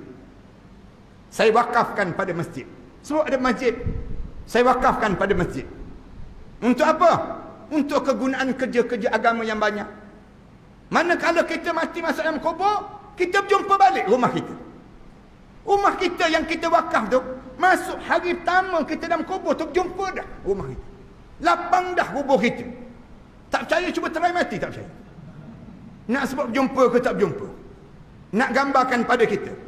Kerana dia sudah menjadi milik masjid. Masjid pula ambil rumah tersebut, istihar pada ahli qaryah. Hari Jumaat istihar. Kita ada rumah wakaf. Yang masjid nak jual rumah tersebut. Masjid nak duit saja. Masjid nak duit saja. Boleh ke tak boleh? Boleh. Ambil duit tersebut. Harga rumah tu 400,000. Jual sebanyak mana? 300,000 tersebut.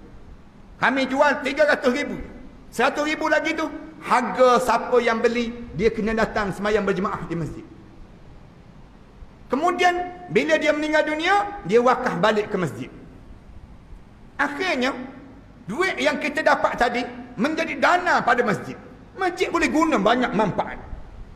Banyak kerja-kerja agama yang boleh dilakukan. Bantu orang miskin, kemudian jaga anak yatim, membiayai kehidupan masyarakat, membiayai ekonomi orang Islam, buka kedai runcit, buka banyak benda. Akhirnya masjid ini menjadi satu pusat tumpuan orang Islam. Kenapa dia? Kerana manfaat yang kita lakukan.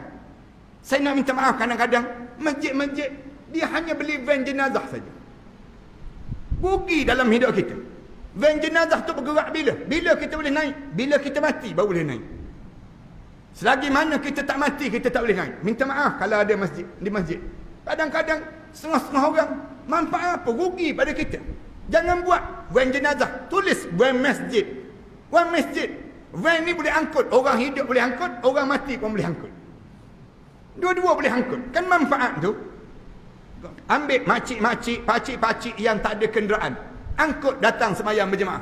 Kemudian bila habis je masa berjemaah, balik, hantar balik. Cara percuma je kita lakukan demikian. Banyakkan manfaat yang kita dapat dalam masyarakat kita. Ni van jenazah bergerak bila? Bila ada orang mati. Dah nak mati, kena bayar pula tu. Kena bayar lagi. 10 kilometer pertama percuma. Lepas tu setiap kilometer kena bayar. 2 kali mati kawan tersebut. Nak sebutnya. Dah mati dah kena bayar lagi. Jangan demikian. Gunakan ni duit wakaf yang ada. Duit kita banyakkan kegunaan untuk orang Islam. Manfaat besar dalam hidup kita. Ini gambaran yang bagaimana kita boleh kuatkan ekonomi orang Islam. Melalui apa dia? Supaya kita tak menyesal bila kita masuk dalam kubur nanti. 2. Yang ketiga dan yang akhir sekali. Amalan apa yang kita kena jaga sangat? Tolong jaga peribadi kita dan akhlak kita. Kita jaga kita. Yang akhir sekali, tolong jaga diri kita. Bersungguh-sungguhlah untuk mendapatkan syurga. Jangan sambil lewa ayah-ayah ibu-ibu. Kalau kalian cari syurga sambil lewa, kalian akan terlepas syurga. Terlepas syurga daripada kalian. Kalian jangan sambil lewa. Mendapatkan syurga ni kena bersungguh-sungguh. Lagi kita ruang ada masa kita, lagi itulah kita fokus mengejar. Lagi kudrat kita semakin kendur, lagi kita cari jalan mana aku nak dapat syurga, jalan mana aku mesti dapatkan syurga dalam hidup aku ini sendiri. Lalu kita bekejar, datang masjid, bekejar untuk mewajahkan ahli-ahli syurga. Waktu mana atas dunia ni lagi, orang tengok kita, orang cam, oh dia ni ahli syurga dah. Peribadi dia tak bercakap tentang dunia, tak habiskan masa dia dengan dunia. Masa dia, hidup dia untuk akhirat. Dia fokus untuk akhirat. Tak ada lagi masa duduk depan TV tengok 7 hari mencintaiku dia pergi. Tak ada dah masa dalam hidup dia menghabiskan masa dalam hidup dia duduk depan TV tengok Gegar Wagangsa. Tak ada manfaat langsung dalam hidup. Tapi hari-hari dia fokuskan macam mana aku nak dapatkan syurga. Makna apa dia? Dia jaga diri dia. Kumis kita, mula kita cantikkan dia. Janggut kita, mula simpan kemas-kemas. Gambaran hari yang terakhir kita nak menghadap depan Allah. Pakaian kita pakaian kemas. Datang ke masjid ni, pakai wangi-wangian yang indah. Pakai pakaian yang kemas. Jangan pakai sambil lewa. Datang dalam keadaan secantik-cantik pakaian. Yang kita datang, berebut sahyam tamu. Berebut sahyam tamu. Bila sampai-sampai tengok orang lain dah berada pada sahyam tamu, kita menangis. Allah, terlepas aku peluang. Aku nak dahulu. Kita sebut demikian. Kita nak cepat masuk dalam syurga Allah. Beza di antara sah tamu dengan sah yang kedua. Dalam hidup kita. Berebut dalam hidup kita. Sehingga kan orang tahu kita ni ahli syurga. Semuanya tanda-tanda itu berlaku pada diri kita. Itu yang disebut kita jaga kita. Kita jaga kita dalam hidup kita ni dengan cara tubuh badan kita ni orang tahu. Cara bercakap kita, cara tubuh badan kita, lenggok bahasa kita, semua menggambarkan bahasa-bahasa syurga waktu mana penghujung usia dalam hidup kita. Yang pertama. Yang kedua, tolong jaga hati ibu dan ayah kalian. Tolong jaga hati mak dan ayah. Jangan menyinggung hati mereka. Saya tahu orang lelaki kita ni ramai yang dianya sibuk jaga hati isteri dan anak-anak dia, dia tak jaga hati mak ayah dia. Yang ni yang bahaya, wahai orang lelaki. Kalau kalian terlibat dengan mak dan ayah masih ada, tolong jaga mak ayah kalian. Jaga mak ayah kalian. Jangan kalian sibuk jaga anak dan isteri kalian. Bahaya sangat. Ramai dah orang kita ni, dia sibuk jaga hati isteri, jaga hati anak-anak, dia tak jaga hati mak ayah.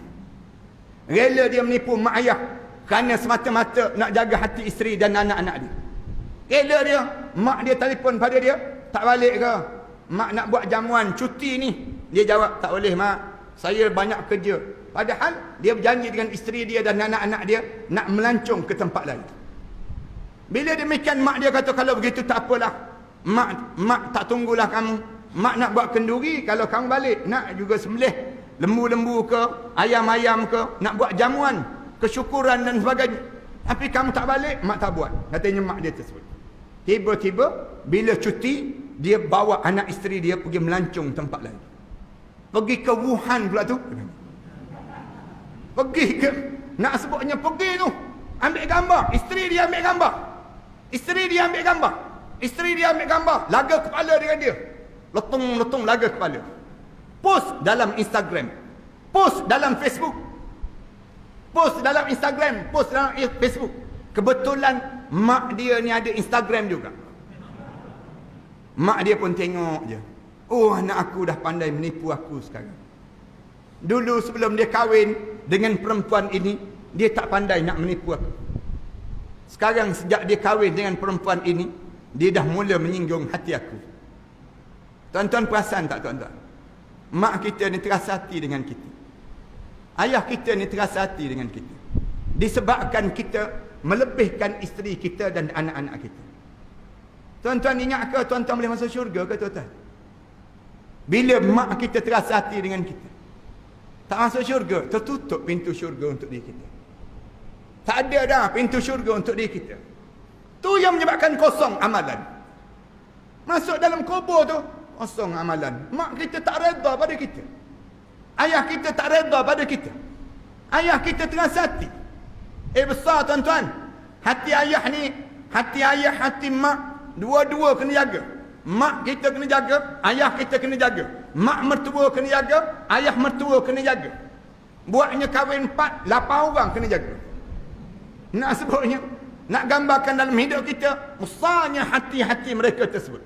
Kerana Rasulullah sebut, ridallah ala ridal walidain, saqtallah ala saqtil walidain. Redha Allah di bawah keredaan kedua ibu bapa kami. Kemurkaan Allah di bawah kemurkaan kedua ibu bapa kami. Jangan singgung. Jangan singgung hati mak ayah. Kalian baliklah jumpa dengan mak ayah. Kalian minta ampun dengan mereka. Tanya betul-betul daripada hati mak, tanya hati mak kita, mak terasa hati tak dengan saya?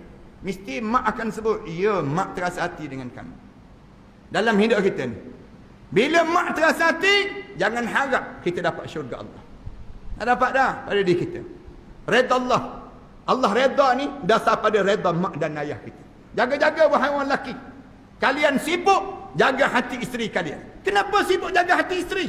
Isteri tengking kita. Sebab isteri bercakap kasar dengan kita. Saya nak pesan pada orang perempuan pada malam ni. Orang kesang tua ni, jangan ada seorang pun perempuan-perempuan yang mengangkat suara di hadapan suami kalian. Kalian angkat suara di hadapan suami kalian, hancur lebur amalan-amalan kalian yang lakukan. Tak ada seorang pun yang boleh tersamat keadaan itu. Jangan angkat suara depan suami. Bila terangkat suara depan suami, penyakit yang datang pada suami. Penyakit apa dia? Penyakit takut bini dipanggil. Dalam tak sedar kita takut dengan isteri kita. Dalam tak sedar kita mula jadi rasa takut.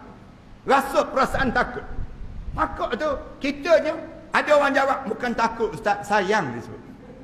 Padahal dia takut, dia tipu je dia sebut sayang. Dia bukan takut, bukan dia sayang. Dia takut, dia timbul dah perasaan dalam jiwa dia. Isteri dia tengking dia. Isteri dia cakap kasar depan dia. Ibu-ibu, bila ibu-ibu cakap kasar depan suami ibu-ibu, ibu-ibu ingat, bila ibu-ibu meninggal dunia, masuk dalam kubur, boleh masuk dalam syurga Allah ke?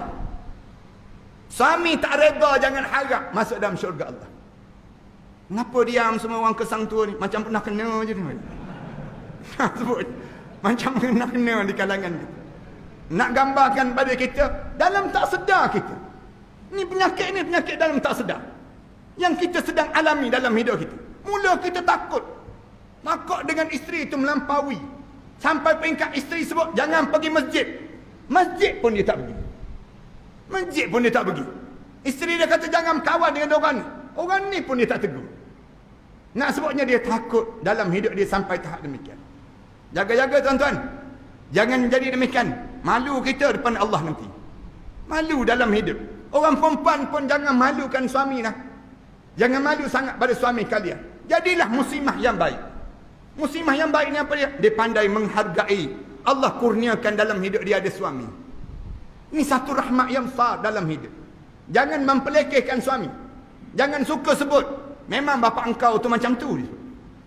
Jangan sebut kalimah-kalimah mereka. Orang lelaki ni belum kahwin, memang banyak mulut. Tapi lepas kahwin, mulut dia disimpan dalam hati. Ni perangai orang lelaki kita. Tambah orang Melaka, lagi teruk. Nak sebutnya disimpan dalam hati dia. Tapi orang perempuan, belum kahwin tak ada mulut. Dah kahwin, mulut dekat mulut. Mulut dekat mulut. Kenapa dia nak luruskan rumah tangga dia?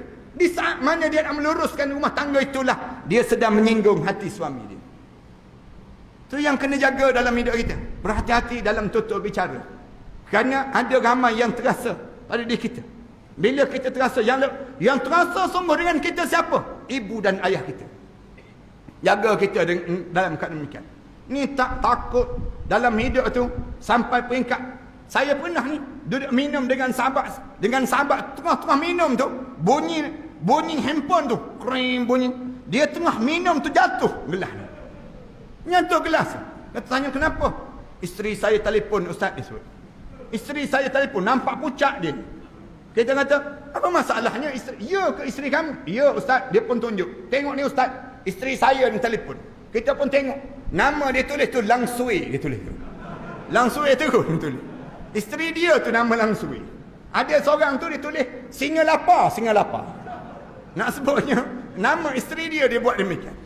Allahu Akbar. Kita kata jawab. Kita kata kita dengar. Isteri kamu nak kata apa? Dia pun buka tu, dia bagi salam. Assalamualaikum dia sebut. Assalamualaikum tu isteri tanya, kat mana? Katanya isteri. Tak jawab salam suami. Tengking tu, kat mana? Dia pun jawab, kat kedai. Buat apa? Minum air. Minum dengan siapa? Dengan Ustaz Ahmad Dasuki. Ustaz Ahmad Dasuki mana? Katanya. Tanya lagi. Dia pun sebut Ustaz Ahmad Dasuki yang cerita bak mati tu lah. Dia sebut demikian. Bohonglah katanya isteri. Bohonglah dia sebut. Mana ada Ustaz Ahmad Dasuki nak minum air dengan kau tu dia sebut. Katanya isteri dia. Lepas tu bila nak balik? Kejap lagi balik lah katanya isteri. Depan kita ni, kita dengar ni. Dia boleh sebut demikian. Kejap lagi abang balik. Kejap lagi. Tak ada. Sekarang juga balik katanya isteri dia. Suruh balik itu dia pun tekan handphone. Saya balik dulu ya ustaz dia sebut. Balik terus dia. Allahu Akbar. Dia tu pula ustaz tu tak tahan. Ustaz pun takut bini juga dia. nak gambarkan malu je kita dalam hidup. Gambaran bagaimana orang kita ni sampai demikian dalam hidup mereka. Ni kena jaga-jaga pada diri kita.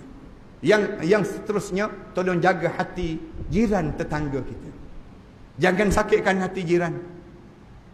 Kalau tuan-tuan nak suruh jangan kosong amalan, jaga hati dengan jiran. Jangan tak tegur sapa dengan jiran. Jangan buat khianat dengan jiran. Jangan buat khianat dengan jiran. Ada seorang perempuan zaman Rasulullah bangun malam, tahajud malam, kemudian siang hari dia berpuasa sunat. Malam tahajud, siang hari puasa sunat. Tapi setiap kali mana berbuka puasa, dia simbah sisa-sisa makanan ke rumah jiran sebelah. Suatu hari dia meninggal dunia. Bila tanya kepada Rasulullah, bagaimana kesudahan dia ya Rasulullah? Rasulullah jawab, hiya finnar, dia dalam neraka Allah SWT. Dalam neraka. Jangan buat khianat pada jiran. Jangan ambil tanah jiran. Jangan ambil. Walaupun sejengkal. Tak padan kita ambil tanah orang. Sejengkal, 7 petala bumi dibalut di tengkuk kita di padang mahsyar Allah SWT. Jangan ambil hak orang. Jangan. Tak berbaloi dalam hidup kita. Nak kena jaga dalam hidup kita demikian. Kemudian tolong jaga hati anak yatim tuan-tuan. Jaga hati anak yatim. Jangan singgung hati anak yatim. Saya yakin di kawasan tuan-tuan ni ada anak yatim. Jangan kita biarkan anak yatim ni menangis teresak-esak malam hari, mengadu pada Allah. Tak ada orang ambil berat terhadap saya ya Allah. Jangan tuan-tuan. Kalau tuan-tuan sampai anak yatim mengadu pada Allah, bergegar arasy Allah. Lalu turun malaikat sumpah seranah pada kita. Malaikat sebut, celakalah penduduk ini, kerana dia tak mempedulikan terhadap anak yatim. Ara'aital ladzi yukadzibu bid-din fazalikal ladzi yad'ul yatim. Allah Subhanahu wa taala sebut, kamu tahu siapa yang pembohong terhadap agama? Orang yang tak peduli pada anak yatim. Kalau di kawasan tuan-tuan dah ada rumah jaga anak-anak yatim, tanda orang kawasan tu tak peduli anak yatim. Tak layak anak yatim berada di rumah jaga anak-anak yatim. Anak yatim kena jaga oleh ibu dan ayah dia, bukan dijaga oleh jagaan rumah anak yatim. Bila ada rumah anak yatim, tanda masyarakat tersebut tak peduli pada anak yatim. Tak peduli pada anak yatim. Jaga-jaga tuan-tuan. Suatu saya nak sebut pada tuan-tuan, anak-anak yatim dia dijaga oleh mak dan ayah, mak mereka tersebut. Mak tu jaga. Manakala kita orang Islam, tugas kita apa dia? Tiap-tiap petang pergi tanya khabar mereka. Tanya khabar anak-anak tersebut, yuran sekolah macam mana? Buku-buku pengajian kamu macam mana? Kena ada satu tim yang kerja untuk tanya khabar. Tanya-tanya. Begitulah yang Rasulullah lakukan di kalangan sahabat-sahabat. Cuma kita ni kalau sangat pergi tanya khabar anak yatim, lama-lama orang tak sebut. Tu bukan nak jaga anak yatim, nak jaga mak yatim itu. Tu yang menyebabkan akhirnya pandangan kita jadi rosak dan buruk. Saya pohon kemaafan di atas ketelanjuran bahasa yang saya gunakan pada malam ini. Mudah-mudahan malam yang baik ini Allah jadikan semua yang hadir pada malam ni di kalangan ahli syurga Allah SWT. Allah bagi peluang pada kita untuk bersimpuh di sisi Nabi Muhammad sallallahu alaihi wasallam. Saya ucap terima kasih banyak-banyak di atas jemputan di tempat tuan-tuan ini. Saya rasa berbangga untuk saya dapat datang di kawasan kampung yang saya tak pernah terfikir saya akan jejak kaki di kampung ini. Alhamdulillah saya datang di kampung tuan-tuan ini. Tiba-tiba datang ke masjid di yang tempat yang semua orang sujud pada Allah Subhanahu wa taala. Saya harap malam yang baik ini saya akan berjumpa lagi. Kita akan berjumpa, berjanji di kalangan kita untuk berjumpa dalam syurga Allah Subhanahu wa taala. Mudah-mudahan semua di kalangan kita ni layak duduk di sebelah Rasulullah sallallahu alaihi wasallam dengan kehadiran kita untuk menjadikan kita sehamba-hamba Allah yang paling soleh di atas muka bumi ini. Terima kasih sekali lagi. Aku qouli hadza astaghfirullah li wa lakum. Assalamualaikum warahmatullahi taala wabarakatuh. Tuan-tuan, sebelum kita baca doa ni, suka saya nak sebut kat bawah nanti ada kitab yang saya karang ni. Ni di antara kitab-kitab yang saya karang ni, kitab persiapan menjelang kematian. Dekat nak mati nak buat apa dia? Amalan apa yang patut kita lakukan? Tak, pagi tadi saya bagi ijazah kepada jemaah di masjid. Saya lupa nama masjid tadi. Masjid Johor. Masjid itulah, senang ceritanya. Saya ijazahkan satu doa yang Rasulullah ajar pada Abu Hurairah radhiyallahu anhu, di mana Rasulullah sebut, wahai Abu Hurairah, nak tak kalau sekiranya aku ajar kamu doa dekat nak meninggal dunia, kamu nampak dah tanda-tanda kamu akan mati. Kamu akan menghadap depan Allah. Kamu baca doa ni. Lalu kamu baca, kamu meninggal dunia lepas pada sebut. Tempat kamu dalam syurga Allah, dan Allah haramkan jenazah kamu dihumban ke dalam api neraka Allah. Kitab ni saya khususkan untuk kalau boleh ayah-ayah, ibu-ibu hafal doa ni pada muka surat 47 dalam doa ni, dan kita ajar pada mak dan ayah kita. Saya bila saya dapat daripada guru saya cerita Rasulullah ajar pada Abu Hurairah ajar pada sahabat-sahabat. Bila ajar pada sahabat-sahabat, yang menyebabkan sampai pada guru saya waktu mana saya belajar ke Al-Azhar Mesir dahulu. Kemudian guru saya disebut, saya baca, kemudian kamu semua ikut. Kami ikut bacaan guru saya. Bila kami ikut saja bacaan tersebut, lepas pada habis saja baca tu, guru kami sebut, saya ijazahkan doa ini pada kalian semua. Lalu kami jawab, kami terimalah doa ini. Malam ni saya nak baca juga doa ini. Tuan-tuan ikut yang saya baca. Hujung nanti saya sebut, saya ijazahkanlah doa ini pada setiap yang hadir pada malam ini. Tuan-tuan jawab, kami terimalah doa ini. Boleh ya? Dan tuan-tuan ajar pada keluarga-keluarga kita. Ingatlah, saya telah bagi ijazah doa ini, tuan-tuan ijazahkan pada orang lain pula, supaya mereka dapat manfaat daripada ilmu yang kita belajar ini. Doanya kita baca, saya baca, tuan-tuan ikut. La ilaha illallah yuhyi wa yumit wa huwa hayyun la yamut wa subhanallah rabbil ibad wal bilad walhamdulillah hamdan katsiran tayyiban mubarakan fih ala kulli halin Allahu akbar kabiran kibriya rabbina wa jalalatuhu wa qudratuhu bikulli makanin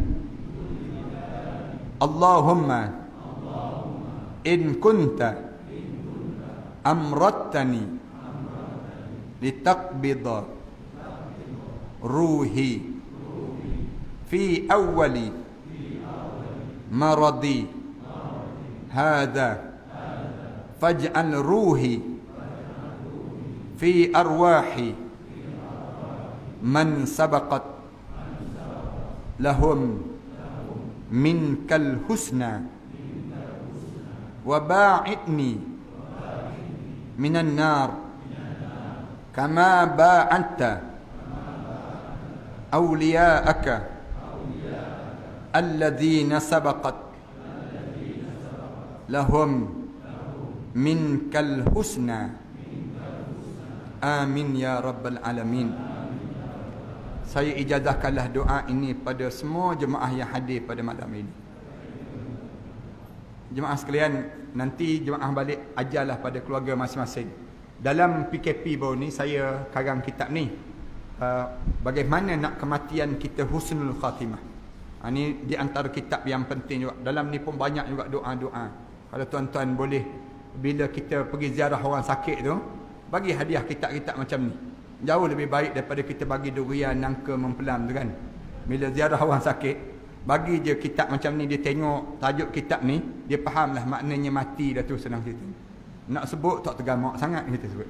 Jadi mudah-mudahan dia akan panjang pahala-pahala yang berterusan pada diri kita. Ni pun satu cara untuk kita nak suruh orang kita ni bila meninggal dunia semua mati masuk syurga Allah Subhanahu Wa Taala. Ini kita harap dapat demikian. Saya karang beberapa buah lagi kitab, antaranya kitab ni Syurga Ganjaran Terindah. Ini antara kitab yang paling saya baca, saya karang, saya baca balik. Kalau ada ustaz-ustaz dan ustazah pada malam ni yang hadir ni, tolonglah buat kuliah di masjid masing-masing. Saya karang kitab Malam Tama di Barzakh, kemudian Perjalanan Nota Ajal Mukmin. Kemudian saya karang beberapa buah kitab cerita tentang mengenai suasana perjalanan kita pada masa yang akan datang nanti. Mudah-mudahan orang kita dapat manfaat demikian. Saya karang kitab ni kerana saya bangunkan sekolah tahfiz. Di belakang saya ada lebih kurang 5 buah sekolah tahfiz dan satu college tahfiz yang saya bangunkan. Ni saya bangunkan, saya ambil anak-anak yatim, orang miskin, saya tanggung mereka belajar. Seorang-seorang kita tanggung tersebut sebanyak lebih kurang RM3,500 seorang. Kita tanggung anak-anak ni sendiri. Dan alhamdulillah pelajar ada lebih kurang 1,000 lebih pelajar yang menghafal Quran. Saya bangunkan di Kelantan sekolah, saya bangunkan di Gelantuk Pahang, saya bangunkan juga di Shah Alam, saya bangunkan juga yang disebut di Pulau Langkawi. Kalau tuan-tuan nak pergi Pulau Langkawi, saya jemput dan alu-alukan datang ke sekolah saya. Jangan pergi tengok helang je dekat Langkawi, jangan. Pergi sama datang ziarah ke sekolah saya. Di antara Gunung Mak Cincang dengan Gunung Raya, saya beli tanah dengan seorang makcik. Makcik itu wakaf separuh, saya bayar separuh. Elok habis saya bayar, meninggal dunia makcik tersebut. Allahu Akbar. Kemudian saya bangunkan sekolah tahfiz di tempat tersebut. Saya bangunkan sekolah tahfiz di tempat tersebut dan saya ambil anak-anak yatim, orang miskin untuk dibiayai mereka belajar tersebut. Dan yang terbaru saya bangunkan di Kuala Terengganu. Kuala Terengganu bila ada seorang hamba Allah, dia wakafkan tanah pada saya seluas lebih kurang 8,5 ekar. Dia wakafkan tanah tersebut untuk saya bangunkan sekolah tahfiz. Alhamdulillah saya bangunkan masjid, saya bangunkan bangunan, saya cari dana-dana melalui jualan kitab-kitab macam ni. Kemudian daripada derma-derma dan impak-impak yang dilakukan oleh sahabat-sahabat kita lah. Alhamdulillah setakat ni ya, sahabat-sahabat orang Islam kita ni banyak membantu. Dah 10 tahun lebih dah saya melalui saat yang sebegini. Tiap-tiap bulan saya memerlukan lebih kurang 400,000 lebih untuk membiayai mereka ini. Satu lagi saya tolong di Selatan Thailand. Di Selatan Thailand, bila saya pergi dalam 8 tahun yang sudah, saya tengok ada anak-anak yatim, kecil-kecil anak yatim piatu. Bapa mereka ditembak mati. Saya ambil anak-anak yatim tersebut, saya tanggung mereka belajar. Asalnya 22 orang. Sekarang ada lebih kurang 600 lebih pelajar yang menghafal Quran. Tiap-tiap bulan saya hantar dana untuk mereka sebanyak lebih kurang 30,000, 40,000 sebulan bagi membiayai mereka ini sendiri. Macam mana cara saya buat? Saya suruh mereka bela lebah. Mereka bela lebah. Lebah tersebut hasilkan madu. Madu tu mereka letak depan mereka. Mereka bangun tahajud malam-malam. Mereka berdoa pada Allah. Mereka sujud. Selama 3 jam mereka sujud. Dan madu tu mereka hantar ke Shah Alam. Saya gunakan untuk perubatan Islam. Orang yang kena sihir, saya kata minum air madu. Minum madu tu muntah keluar benda yang pelik-pelik tu badan. Ada yang kena kencing manis teruk, saya masukkan dalam bentuk kapsul macam ni. Saya campur dengan minyak zaitun dan habbatus sauda, madu. Kemudian dia buat amalan. Makan madu dan habbatus sauda ni, turun kadar gula dalam darah dia. Seorang Kedah yang dia kena bacaan gula sampai 20 lebih bacaan gula dia dalam darah dia tersebut. Kemudian dia buat amalan 2 minggu, alhamdulillah Allah turun kadar gula dalam darah dia menjadi 6 ataupun 7. Saya pernah kena batu karang, minum air madu, keluar batu karang tersebut. Betul lah dalam hadis Rasulullah sebut, alaikum bil asal, biasakan hidup kamu dengan makan madu. Rasulullah suruh kita buat amalan, minum air madu. Rasulullah kata kalau kamu nak rasa nikmat air dalam syurga Allah di dunia ini lagi, minumlah air madu yang disejukkan. Alhamdulillah, tuan-tuan, adalah sikit dalam tempoh ni tak boleh nak masuk. Madu-madu daripada Thailand ni tak boleh masuk ni kerana kita border kita ditutup ni. Ada baki sikit lagi lah. Mudah-mudahan Allah jadikan jadi manfaat untuk diri kita lah. Dan bila saya buat di Shah Alam tu, saya buat pusat rawatan Islam, datang mengadu, Ustaz, malam-malam mimpi air, mimpi rumah lama, kemudian gigi bunyi kak gigi, kemudian tengok budak kecil dalam mimpi-mimpi. Apa benda ni Ustaz? Bangun tidur je sakit sendi, tubuh badan sakit. Kenapa ni Ustaz disebut demikian? Ramai orang datang mengadu. Saya jawab, ni gangguan saka. Orang Melayu kita ni ramai kena gangguan saka. Saka ni masalah. Tapi kalau kena gangguan pusaka, tak masalah langsung. Yang tu senyum-senyum je kita. Tapi kena gangguan saka ni, kita jadi cepat panah baran. Kita jadi cepat nak marah pada orang. Kita jadi rasa tak selesa hidup. Gangguan saka ni. Lalu tuan-tuan saya bentukkan dalam bentuk lotion macam ni. Tuan-tuan ambil je minyak lotion ni, tuan-tuan sapu malam-malam kat belakang ni. Sapu sikit-sikit je.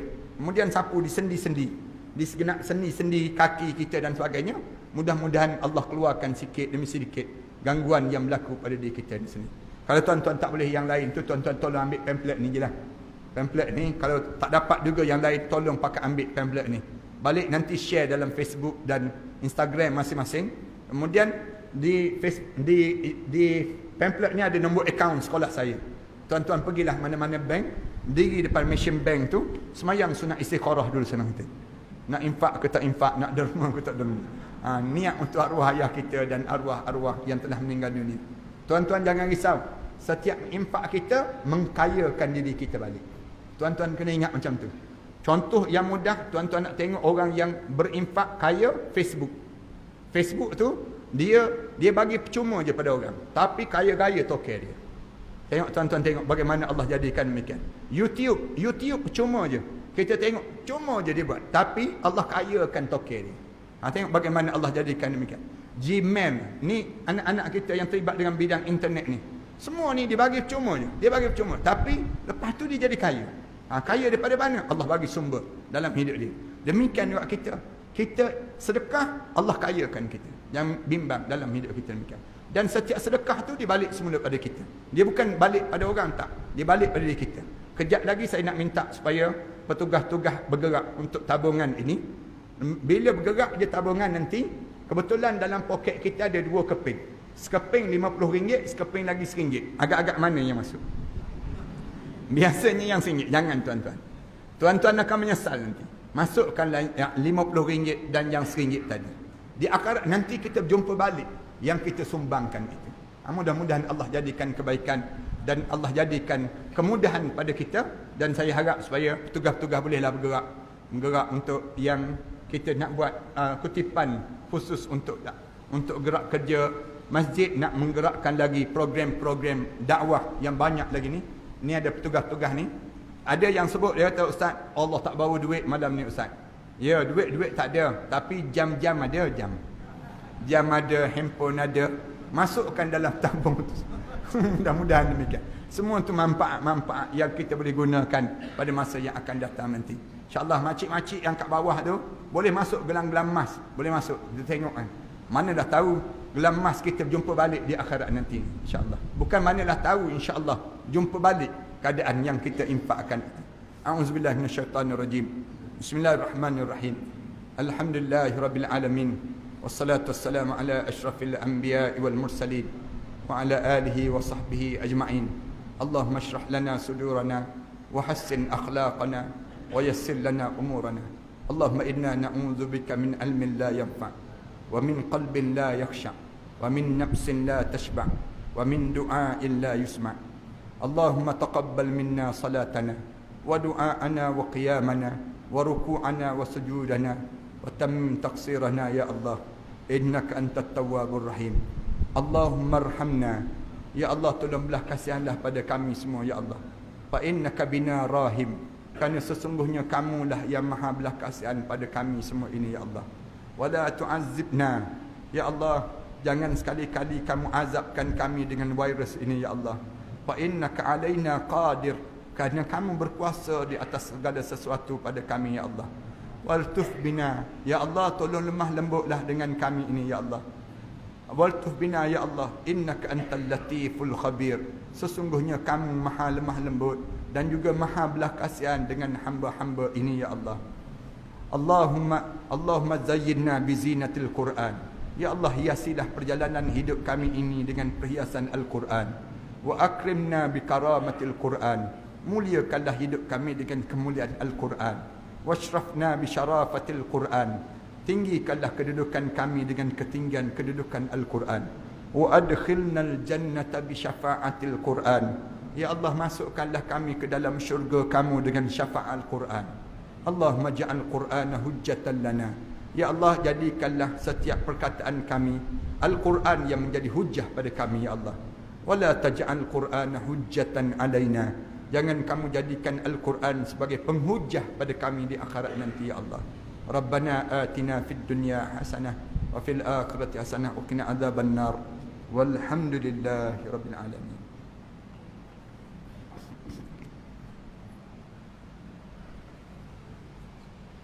Alhamdulillah. Demikian tadi ceramah yang telah disampaikan oleh Al-Fadil dan Ahmad Yusufi yang syarat dengan ilmu pengetahuan dan pengajaran. Semoga perkongsian ilmu sebentar tadi berupaya menyejar dan mengisahkan kita semua bahawa setiap hidup pasti akan mengalami kematian dan kita akan diadili dengan seadilnya oleh Allah Subhanahu Wa Taala.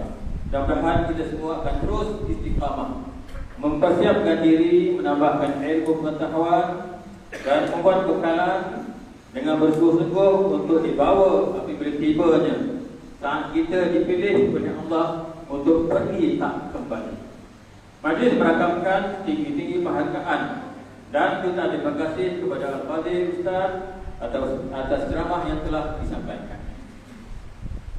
Sekian, terima kasih atas bersama sidang jemaah sekalian. Kita sudahi majlis ini dengan tasbih kifarah dan surah Al-Mas. Subhanallah wa bihamdihi, subhanallahumma